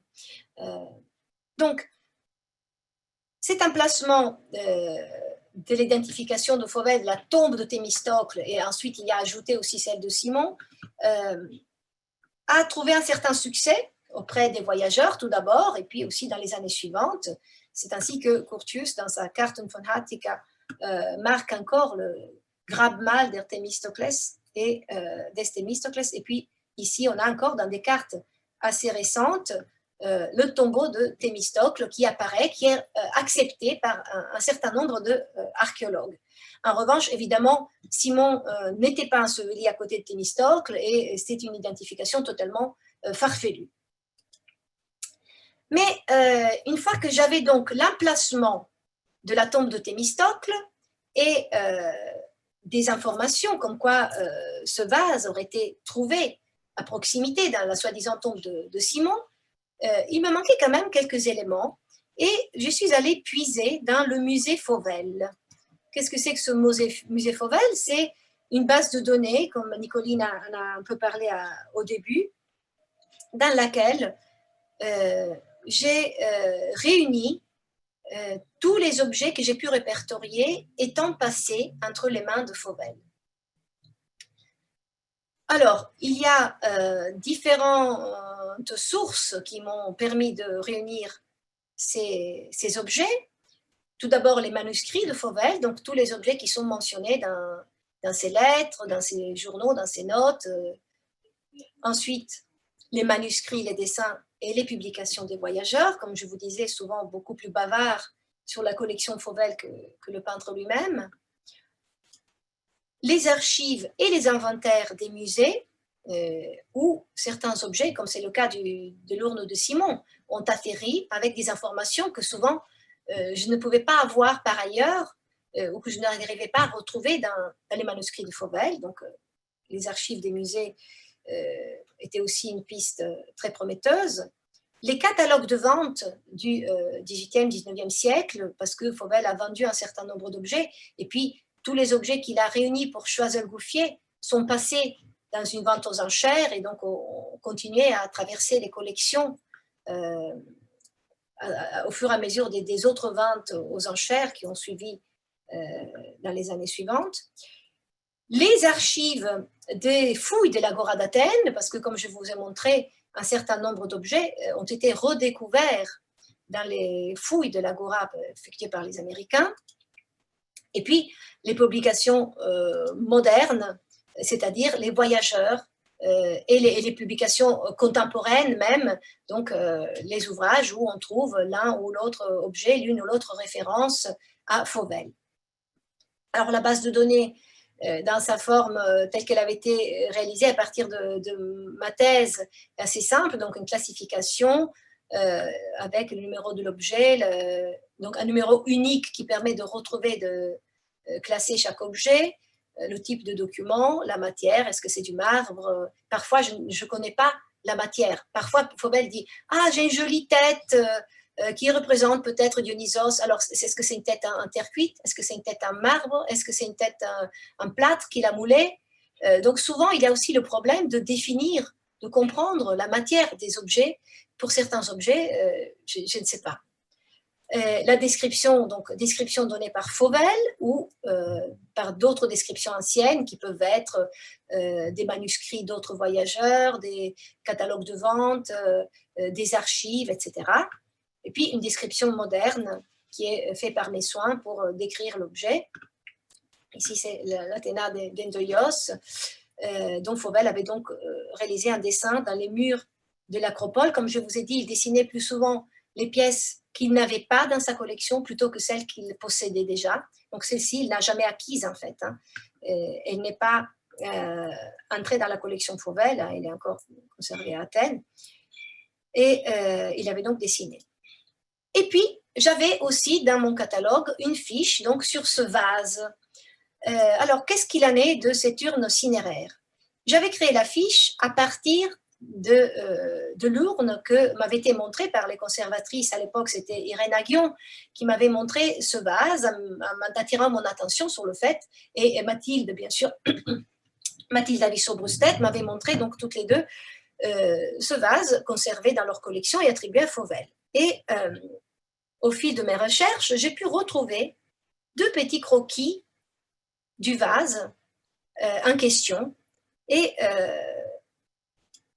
alors, voilà, ces croquis se trouvent dans une lettre que Fauvel a adressée à l'un de ses correspondants de l'Institut de France, Mangès, en 1809. Il décrit: j'ai enfin la certitude que l'on mettait, soit dans les tombeaux, soit dans les urnes cinéraires, des oboles. Comme cette pièce d'argent est très petite, elle avait échappé jusqu'à présent à mes recherches. J'ai 3 belles urnes. J'ai tamisé les os, les cendres, et j'ai trouvé une obole dans chacune. J'ai aussi trouvé des mêmes oboles dans un tombeau. Et il y a le croquis d'un vase, et notamment d'un autre vase. Donc voici la lettre. Et ici, vous avez le croquis où c'est marqué belle urne, alors vase rempli d'ossements. Il dit qu'il y a 3 urnes, bon, il n'en illustre que 2. Belle urne et véritable vase cinéraire. Il avait manifestement trouvé un corps avec son couvercle. Mais là où les choses commencent à m'intriguer, c'est en fait que dans cette lettre, de 1, il ne dit nulle part que c'est le vase de Simon, et de 2, il ne dit nulle part où est-ce qu'il l'a trouvé. Or, comme cette identification du tombeau de Simon et de Thémistocle était une identification qu'il avait fait bien d'années auparavant, et il en avait longuement parlé aussi avec ses correspondants, je me suis demandé pourquoi il ne dit pas, c'était certainement un élément prestigieux de pouvoir écrire à ses correspondants de l'Académie, qu'en fait, l'une de ces urnes, à son avis, devait appartenir à Simon. Et rien, il reste muet. La seule valeur pour laquelle il met en avant ce vase, c'est qu'il contenait une obole et qu'il avait encore des ossements. Mais lorsque j'avais vu la première fois ce vase au cabinet des médailles, il n'y avait plus d'ossements. En réalité, lorsque avec Louise Détresse, nous sommes retournés dans les réserves du cabinet des médailles après le déménagement provisoire, elle m'a bien montré des ossements qui étaient censés provenir de cette urne. Donc il faudra certainement, si on aura l'occasion avec Louise, on songe à faire analyser ces ossements, au moins pour voir qu'est-ce qu'on peut en tirer, qu'est-ce que des spécialistes peuvent en tirer. Mais cela a encore turbé un peu mes pensées, enfin perturbé un peu mes pensées au sujet de toute cette affaire. Alors comment l'urne peut être trouvé au Pirée, là, à l'endroit où Fauvel place le tombeau de Simon. D'abord, donc, vous remarquerez que l'urne est cassée, à quelques endroits, elle a des fractures, alors qu'à l'origine, et dans le papier qu'on a trouvé aussi, qui était associé au vase lorsqu'il a été acheté par la BNF, il était fait mention du fait que le vase contenait les cendres et le vase avait un couvercle. Alors, il n'y a plus de couvercle, et le vase est manifestement cassé, y compris au fond. Donc, en aucun cas, ces cendres auraient pu se conserver. Probablement, cette cassure est attribuée à une période plutôt récente, peut-être pendant la guerre. Et on voit en effet dans les photos faites à l'intérieur qu'il y a des recollages approximatifs avec de la colle, un pavé, là, les lacunes n'ont pas été comblées. C'est certainement pas un travail fait par un restaurateur, c'est quelque chose qui a été fait à toute vitesse après avoir fait tomber le vase, à mon avis. Raison qui explique aussi pourquoi ces cendres ont été séparées du vase. Donc, comment une urne avec des cendres aurait pu préserver son contenu dans une tombe située près de la mer, telle que Fauvel décrit l'endroit du tombeau de Simon?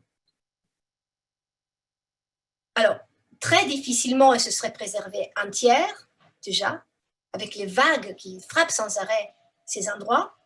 Et puis, je doute fort qu'elle aurait pu préserver ses ossements et les cendres dans un tel état de conservation.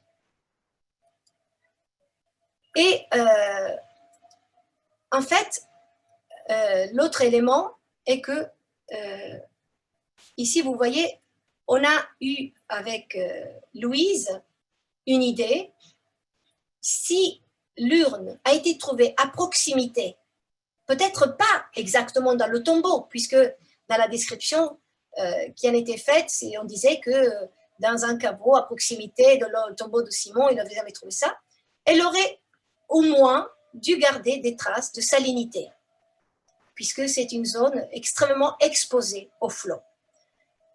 Et donc, Louise de Treize, que je remercie, a fait effectuer par la conservatrice Claire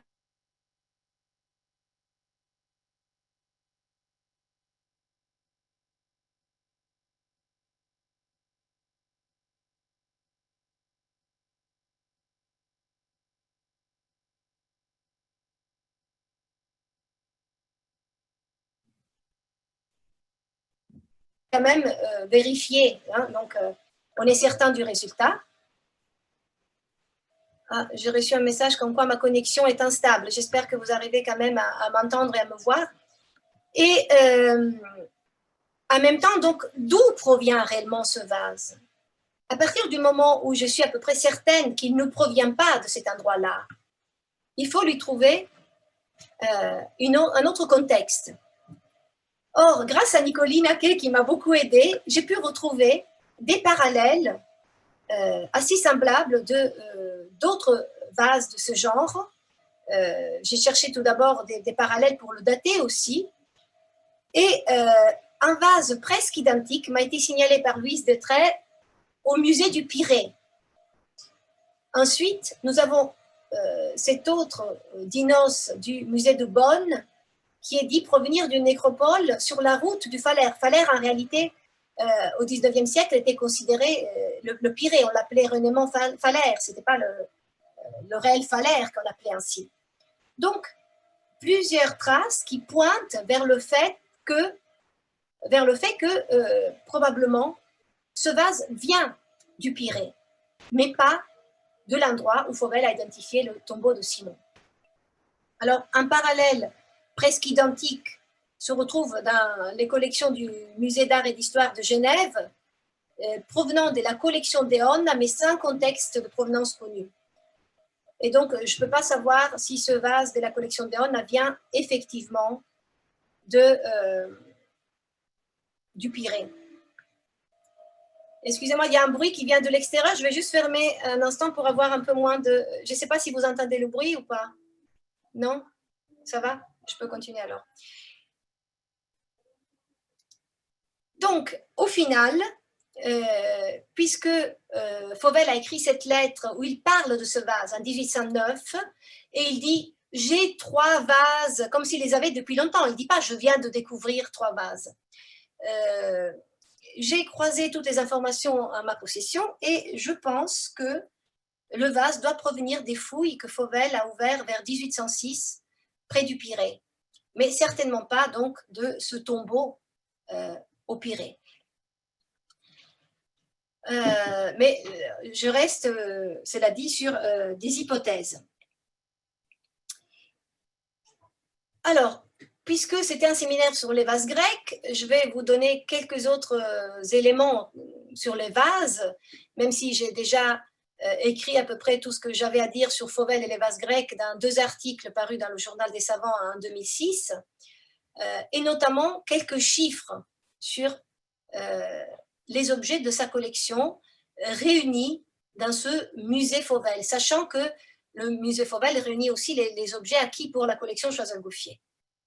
Donc, on a au total, à l'heure actuelle, 1533 fiches, mais pour certaines, il s'agit de fiches cumulatives. Par exemple, dans certains cas, Fauvel dit « j'ai trouvé 5 statuettes en terre cuite représentant la déesse Cybèle » ou « j'avais acheté à Égide 10 monnaies ». Et parfois, il n'y a pas assez de détails pour pouvoir en faire des fiches individuelles. Donc, j'ai réuni dans certaines fiches des objets qui ne sont pas assez décrits un détail pour pouvoir avoir lieu à une fiche individuelle.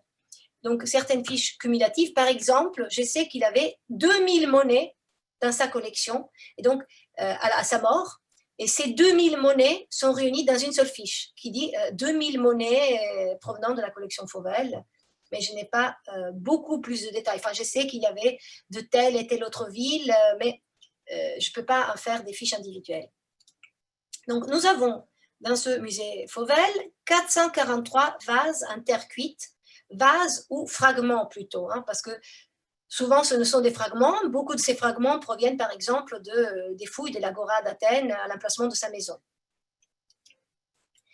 601 marbres, que ce soit des sculptures, des inscriptions ou parfois des fragments d'architecture, dont 125 statues ou statuettes en ronde-bosse, 17 autels, 215 bas-reliefs, dont 70 stèles sculptées, 83 fragments d'architecture, et parfois il y a aussi des bases, des colonnes, donc dans ces fragments d'architecture, il peut y avoir un peu de tout. 474 inscriptions, dont seulement 172, j'ai pu vérifier qu'elles avaient été importées par Fauvel, et en revanche 302 seulement copiées. Cela dit, j'avoue avec honte que j'ai encore une centaine d'inscriptions à traiter qui ne sont pas dans la base de données. Donc, ce travail n'est pas totalement achevé par un manque de temps de ma part. Environ 2800 monnaies, donc 2000 qui étaient encore dans sa collection à sa mort, et 800 autres qui ont été vendues à différentes reprises, donc sont médaillées. C'était dans les deux moments les plus difficiles de sa vie, donc là, juste avant l'arrestation et en revenant à Athènes, en 1803, il craignait, avec les Anglais qui avaient pris le pouvoir à Athènes, les hommes de Lord Elgin, et la situation qui s'était renversée à la faveur des Anglais, dans les rapports d'amitié avec la porte ottomane. Fauvel avait très peur d'être arrêté. Donc, il a, dans un moment de panique, craignant à nouveau l'arrestation, il a vendu son médaillé, 600 monnaies, qu'il a vendu à Lord Aberdeen, un lord écossais. Et donc, j'ai pu répertorier au total environ 2800 monnaies qui lui ont appartenu, mais pas de manière individuelle. Enfin, j'ai des chiffres, j'ai des lots parfois, mais je ne peux pas faire une fiche par monnaie. 67 moulages dont il parle dans ses papiers ou que j'ai pu retrouver dans les catalogues de vente, mais il en avait fait certainement beaucoup plus. Hein. Ça, c'est seulement ce que dont j'ai pu retrouver la trace. 96 statuettes en terre cuite ou en bronze, donc environ 13 statuettes en bronze dans ce lot. Et puis, comme je vous disais tout à l'heure, 139 objets pour lesquels la matière n'est pas spécifiée. Enfin, que ce soit des statuettes, des bas-reliefs, des décorations, des petits objets, enfin, où il en parle. Parfois, on croit que ce sont des moulages, mais on n'est pas certain. Il pourrait s'agir d'originaux. Et donc, dans le doute, ben, ça reste dans cette catégorie un peu à part. Alors, un mot pour conclure. On a dit souvent que Fauvel, en tant qu'antiquaire, faisait aussi le commerce des antiquités et même qu'il est souvent décrit comme l'un des grands prieurs de la Grèce. Certes, c'est vrai qu'il a acquis beaucoup d'antiquités, mais combien en a-t-il revendu? Est-ce qu'il a vraiment fait ce commerce qui caractérise les antiquaires sous un autre angle d'approche, plutôt avec la terminologie courante aujourd'hui pour les désigner? Alors, outre les monnaies, qu'il a vendu à plusieurs reprises dans les moments les plus difficiles de sa vie, j'ai pu répertorier d'autres transactions. Mais ce qui est extraordinaire, c'est que 2 fois dans sa vie, il a vendu ses médaillés. Dans 2 moments de sa vie où il était vraiment contraint par le besoin et par la crainte d'être arrêté, à cause de la situation politique, bien sûr. Et à la fin de sa vie, les 2000 et quelques monnaies qu'il avait réunies, il n'en s'en est jamais séparé. Il était dans les dettes, dans une vie de misère. Il est mort dans une extrême pauvreté, dans un dénuement total, mais il n'a pas vendu son médaillé. Parce que déjà 2 fois dans sa vie, il avait dû s'en séparer. Et dans ses lettres, dans les années immédiatement suivantes, ses ventes, il s'en plaint avec ses amis, Cousinerie, et d'autres lui disent, mais pourquoi Allier de Troche aussi avec qui il correspond, pourquoi tu as vendu te médailler, tu n'aurais pas dû, mais c'était une sottise, et il le regrette. Et donc, je pense que c'est pour ça qu'après, à la fin de sa vie, il n'a pas voulu vendre son médailler. Il était prêt à tout vendre, ses travaux, ses papiers, il les proposait, il avait écrit même au conservateur de la Bibliothèque nationale pour proposer des ventes, des objets. Il s'apprêtait à leur envoyer ces choses lorsqu'il est mort. Donc la vente n'a pas pu être terminée, grâce aussi à l'intermédiaire de Lenoir, je vous ai dit qu'il avait contacté le Raoul Rochette. Mais donc au final, les monnaies, il les avait encore, elles ont été vendues après sa mort à Paris en 1840. Donc qu'est-ce qu'on trouve comme autre transaction à partir des documents que j'ai dépouillés, hein? Je ne dis pas que c'est la totalité, et peut-être, sans doute, qu'il y a d'autres ventes dont je n'ai pas connaissance et que je découvrirai, j'espère, peut-être un jour ou peut-être jamais. Un peu plus de 40 vases vendus à Thomas Burgon entre 1809 et 1813. 13 objets, on a le contrat de vente, donc on sait précisément le nombre et le détail, qui ont été vendus au comte de Forbin en 1817 pour le musée du Louvre. 43 antiquités vendues à James de Pourtalès en 1817. Environ 25 vases envoyés à Edme Durand vers 1820.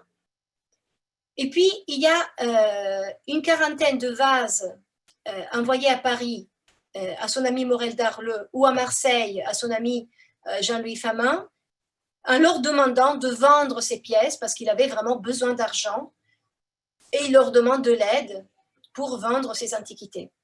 Donc, si on fait les addictions avec ces chiffres à minima, mais bon, sans doute il y en a d'autres, je ne le nie pas, mais on arrive quand même à un total de 176 objets, ce qui ne me paraît pas si extraordinaire pour celui qu'on a défini comme un marchand d'antiquités. Et non seulement, à côté de ça, il faut voir dans ses papiers où il dit vraiment à plusieurs reprises, j'ai vendu, n'ayant pas les moyens de garder les choses. Et donc, je suis obligée de revendre pour pouvoir en découvrir d'autres et faire des nouvelles découvertes et des nouvelles découvertes aussi scientifiques, en connaître davantage sur l'Antiquité grecque. Donc ici, j'ai réuni la dispersion hors collection privée des objets acquis par Fauvel, ceux qui sont entrés dans des musées. J'ai fait donc une petite carte de situation, et à l'échelle mondiale, donc il y a quand même quelques autres objets en dehors de la Méditerranée ou du bassin méditerranéen, et notamment un objet en Australie. Je remercie François Lissara qui me l'avait signalé, donc une Pixide de Fauvel qui a fait un très très long voyage. Et je termine juste en faisant de la promotion à un ouvrage que je suis en train d'éditer avec Irini Apostolou sur les actes d'une journée d'études qu'on a organisée à Athènes en 2017. Donc on est à un grand retard pour la publication. J'espère qu'elle paraîtra donc en 2021 au début de l'année. Du pillage à la conscience patrimoniale en Grèce et dans l'Empire ottoman, le rôle des Français et des autres Occidentaux. Merci pour votre attention.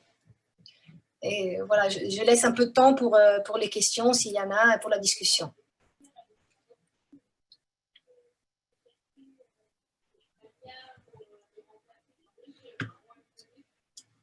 Merci Alessia pour cette très belle présentation. On voit bien l'ampleur de tes recherches à la fois archéologiques, historiographiques et archivistiques. J'imagine qu'il y a des questions. Je ne vois pas sur le chat. Cécile. Ah oui, il y a des... Je vois là. J'ai mis juste l'adresse de ton site, du site du musée Fauvel, le username et le password. Cela dit, je vais juste reprendre un instant la parole pour préciser que ce musée Fauvel qui est en ligne n'est pas la dernière version de la base de données. Et la base de données a été entre-temps un peu enrichie, complétée, et on est en train de faire une refonte dans le cadre d'un projet mené avec l'École française d'Athènes pour refaire un nouveau site qui sera cette fois-ci ouvert largement à la communauté des chercheurs et au public, sans mot de passe. Là, pour l'instant, il est encore protégé par un mot de passe parce que je n'avais pas les droits des images, c'était des recherches encore en cours, mais donc à terme, il sera ouvert sur Humanum, sur la plateforme Humanum, grâce à ce projet mené avec l'École française d'Athènes.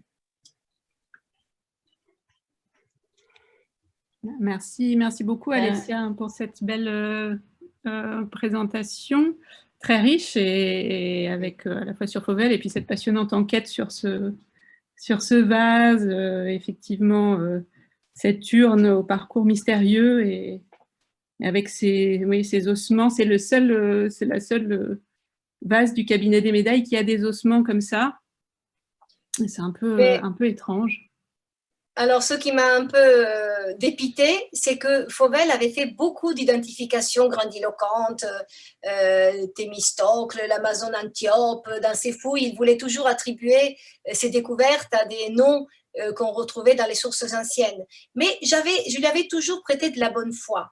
En réalité, pour ce cas-là, je suis à peu près certaine que c'est d'une imposture totale qu'il a montée de toutes pièces, parce qu'au moment où, en 1863, il devait aller à Smyrne, il avait besoin donc d'être transporté manifestement par le capitaine de Villeneuve, il lui a rendu des grands services pour l'amener à Smyrne, et il a inventé comme seule récompense, il avait l'une de ses pièces, et en lui attribuant des origines célèbres, ça a fait tout de suite un cadeau de prestige avec lequel il pouvait payer sa dette. Et donc, manifestement, c'est à ce moment-là qu'il a raconté au vicomte de Villeneuve les origines de ce vase en l'associant à Simon, puisque les voyageurs connaissaient cette découverte du tombeau de Simon et de Thémistocle, mais ce vase ne provenait pas de là en réalité. Donc, un peu déçu avec cette imposture, mais il ne faut pas idéaliser trop les personnages qu'on étudie.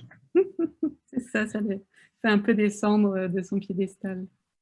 Alors, si vous avez des questions, parce qu'on est assez nombreux, vous pouvez passer par le chat, mais sinon, vous pouvez prendre la parole, si tant est que tout le monde ne le fait pas en même temps, en activant votre micro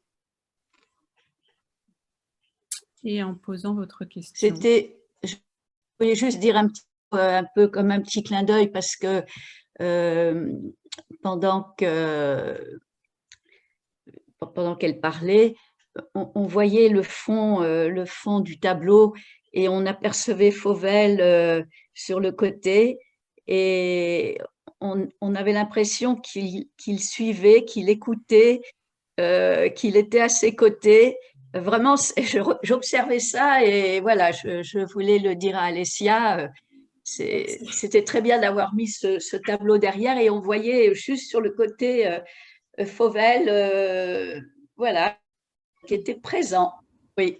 Merci. Je vous en prie.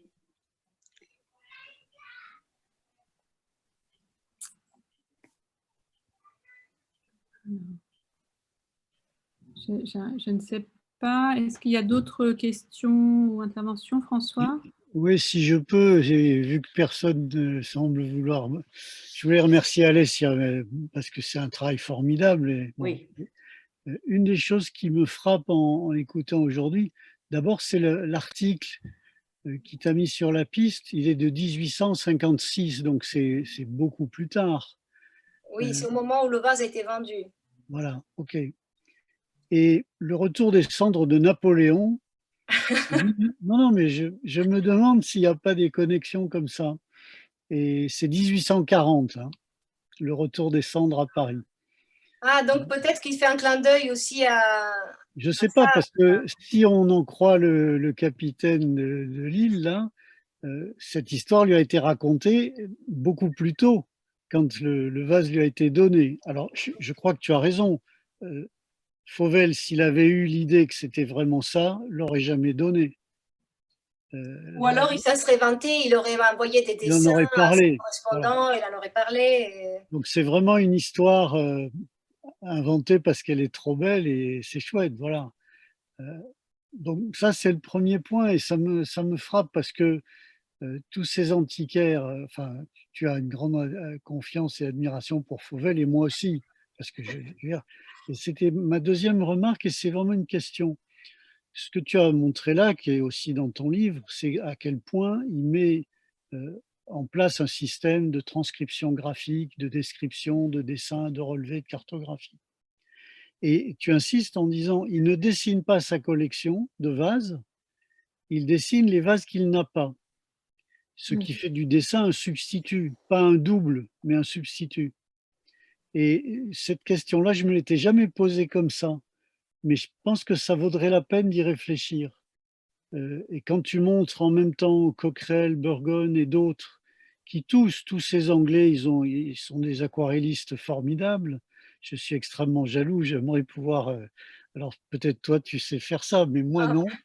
Et du coup, ils documentent très facilement. Donc, et comme le British est très conservateur, c'est vrai qu'on a tout, Burgon et quelques autres comme ça. Donc c'est un dossier formidable. Fais cet article sur Burgon, j'avais ça en tête à un moment. Je pensais que c'était Jenkins ou des Anglais qui allaient le faire. Mais fais-le, et j'en parle volontiers. Mais encore une fois, ça nous donne un angle différent sur l'usage du dessin, un de plus. Et c'est extraordinaire parce que la preuve, il ne dessine pas sa collection, il ne la publie pas. Donc il a un rapport au dessin qui est assez différent de celui des autres. Et je ne connais pas d'autres exemples. Alors, si je peux te remercier tout d'abord pour tes mots et pour ces remarques très intéressantes. Et en fait, Fauvel, il écrit dans ses papiers, dans certaines lettres, vers la fin de sa vie toutefois, le moulage, il a la même fonction que l'original. Pourquoi faut-il à tout prix avoir les originaux si on peut avoir les moulages? Les copies, ils font pour les yeux des artistes le même office que les originaux.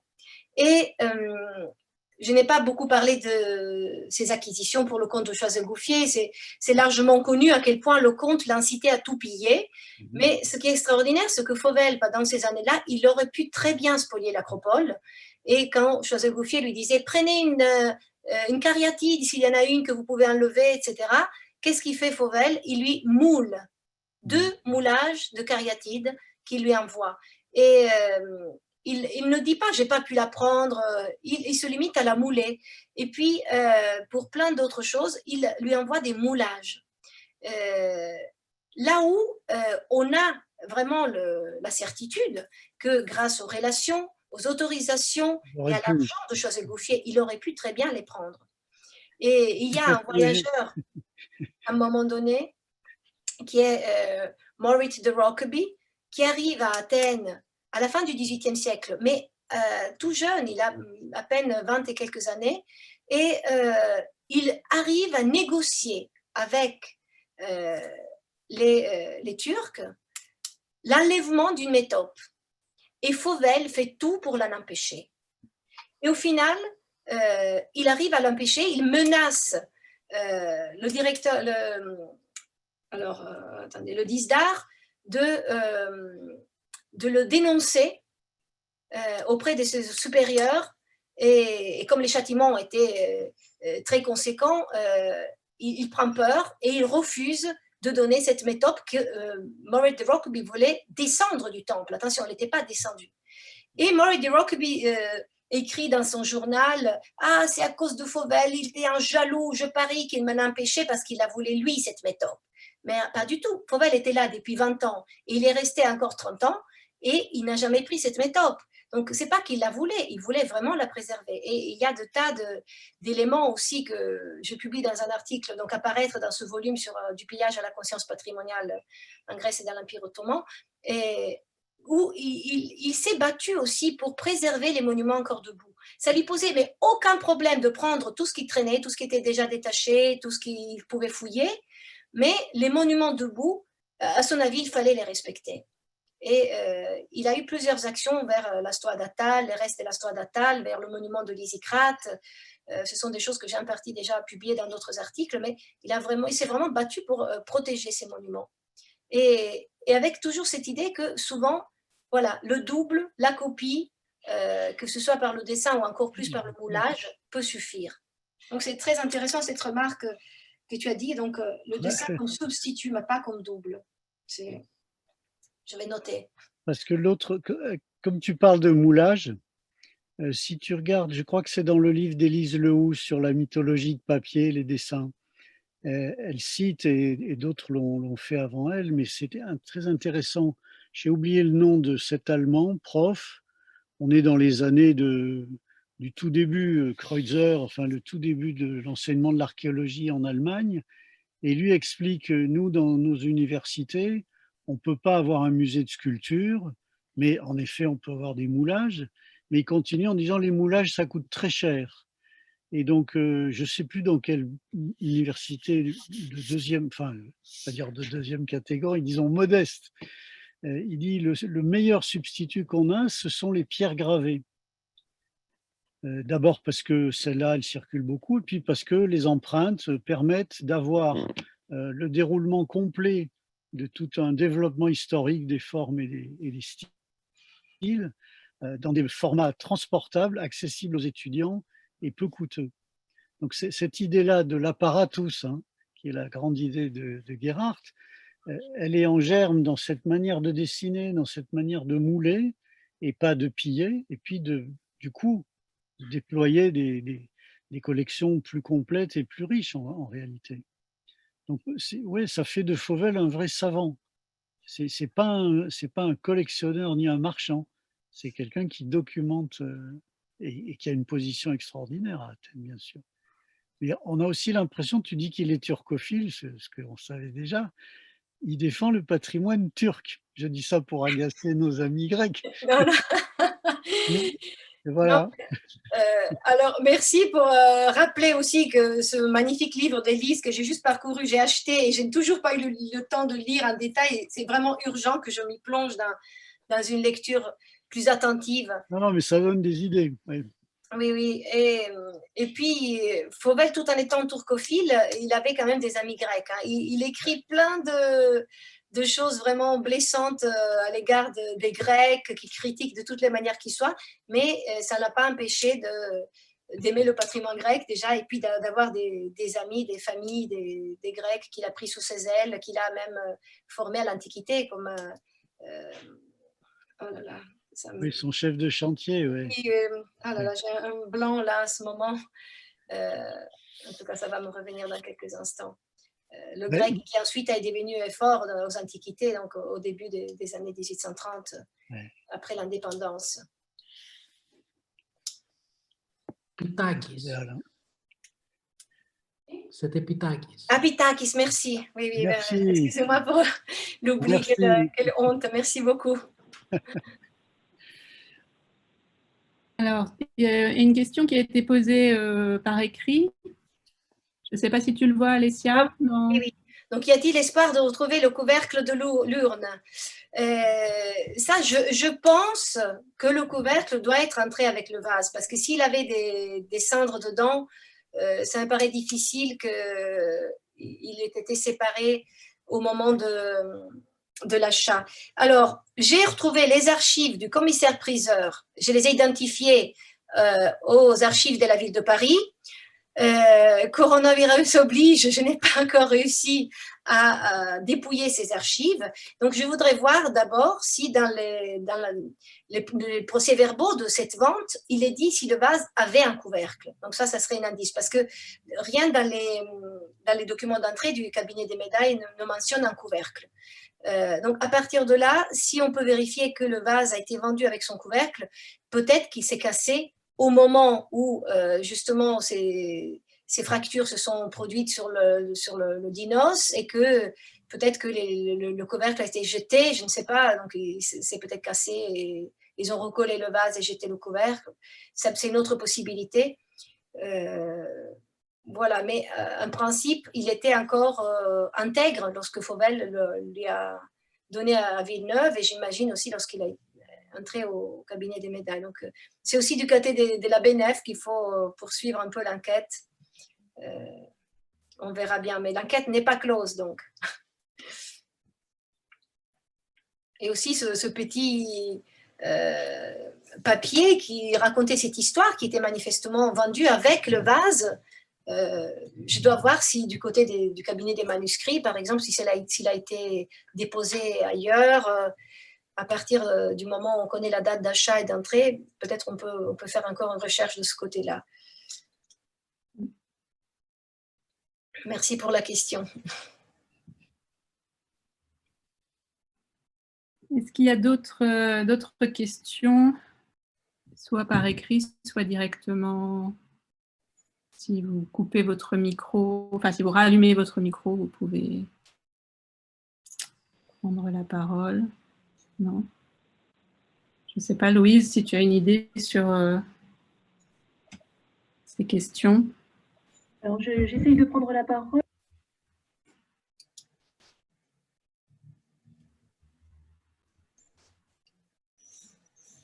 Louise, on ne t'entend pas.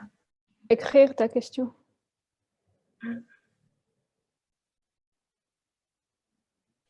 Je n'arrive pas à entendre. Non. C'est pas une très bonne connexion. Elle doit être à la BNF. Non, je plaisante, à peine. Je suis désolée. Louise? Oui, mais malheureusement, quand le micro ne marche pas, je crois. Vous m'entendez? On t'entend, Oui. oui. Ah, toutes mes excuses. Alors, j'étais en train d'écrire tout ça, j'étais en train de mettre tout ça par écrit.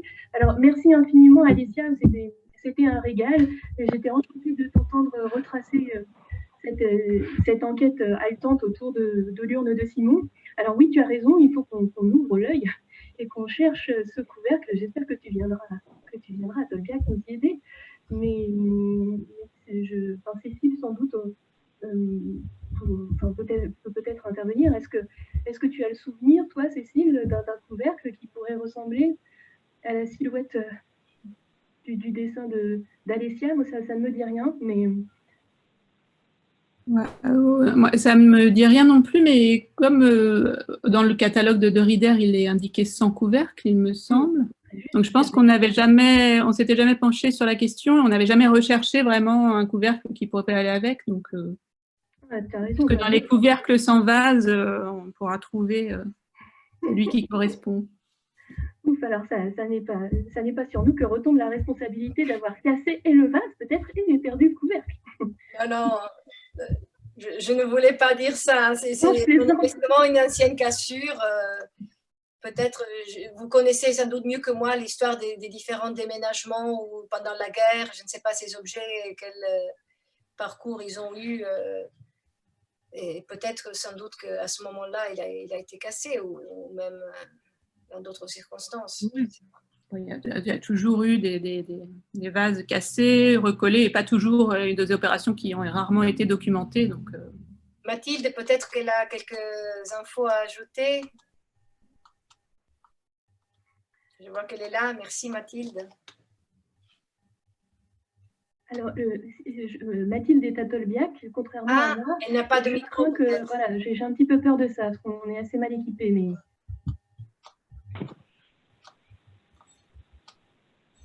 peut-être par écrit. Non, on n'arrive pas à l'entendre. Donc, peut-être qu'elle va écrire un petit mot dans le chat. En tout cas, oui, effectivement, il faut sans doute poursuivre l'enquête à la fois à la BNF et puis dans les archives de ce commissaire Pliseur qui avait ces objets de la collection du vicomte de Villeneuve. Et peut-être qu'on trouvera d'autres indices. Alors, si personne d'autre a de questions pour l'instant, j'avais une question, mais très ponctuelle. Quand tu nous as montré la carte de répartition de tous les objets Fauvel aujourd'hui dans les musées, et donc cet objet qui est en Australie aujourd'hui, il y est passé comment? Est-ce qu'il est passé sur le marché de l'art ou... Oui, alors je prends ma fiche directement. C'est passé par le marché de l'art, je crois, d'une collection irlandaise, et après il a atterri. Mais le problème pour c'est un petit vase.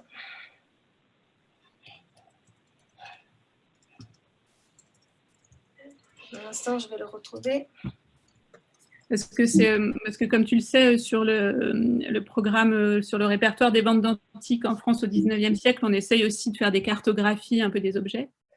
Et pour l'instant, sur les collections qu'on a traitées au 19e, on a des objets beaucoup en Europe, aux États-Unis, mais on n'est pas sorti encore de ces deux régions. Donc, ça m'intéresse de... Oui, Si je peux, j'ai plus le souvenir précis, hein, mais j'ai fait une tournée en Australie. Les collections de vases et d'antiquités en Australie, elles se développent sous l'influence de Trendall. Donc, Trendall, il a été prof à Melbourne, à Canberra, à Sydney. Et à chaque fois, il a fait acheter des choses. Et donc, ces collections, elles sont toutes du 19e, du 20e, et même après la Première Guerre mondiale, en tout cas, et surtout après la Seconde. Et le grand fournisseur de toutes ces petites collections australiennes, c'est Charles Eade à Londres. D'accord. Qui est un marchand où vous pouvez trouver des objets pas trop chers. D'accord. Pas faire la pub, mais on peut en reparler un jour. Alors, moi, j'avais trouvé ces informations, je ne sais plus où. Donc, j'avais mis collection privée en Irlande. Je ne sais pas si vous arrivez à lire dans la fiche que je montre.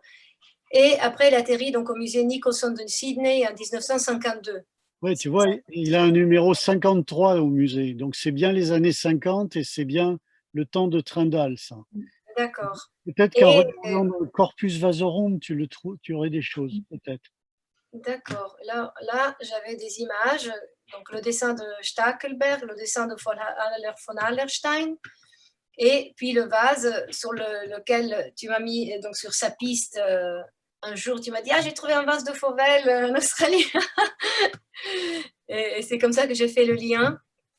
Et alors, j'ai découvert il y a récemment, il y a peu, dans les archives de Haller von Hallerstein, que je dépouillais il y a quelques temps à Strasbourg, le dessin de Haller von Hallerstein qui donne le lieu de découverte. Il dit qu'il provient de la nécropole de la Porte d'Acarne, sur laquelle j'ai beaucoup travaillé avec Daniela Marchiandi, sur laquelle on voudrait, dans les années à venir, écrire un livre, parce que ça a été fouillé, mais absolument par presque tous les voyageurs, entre les années 1800 et 1816, et dont Fauvel, donc parmi l'un des premiers, qui après a mis sur cette piste aussi tous les autres voyageurs. Et il y a énormément de choses, aussi en lien avec les archives de Thomas Burgon, qui a fouillé là-bas aussi. Oui. Et à propos de Thomas Burgon, ce qui est un peu dommage, c'est que j'ai appris qu'il y a une chercheuse, Alexia s'appelle d'ailleurs presque comme moi, Petsalis Diomides, qui va entamer donc 2 ans de congé sabbatique pour écrire son livre sur Thomas Burgon. Donc c'est un peu raté.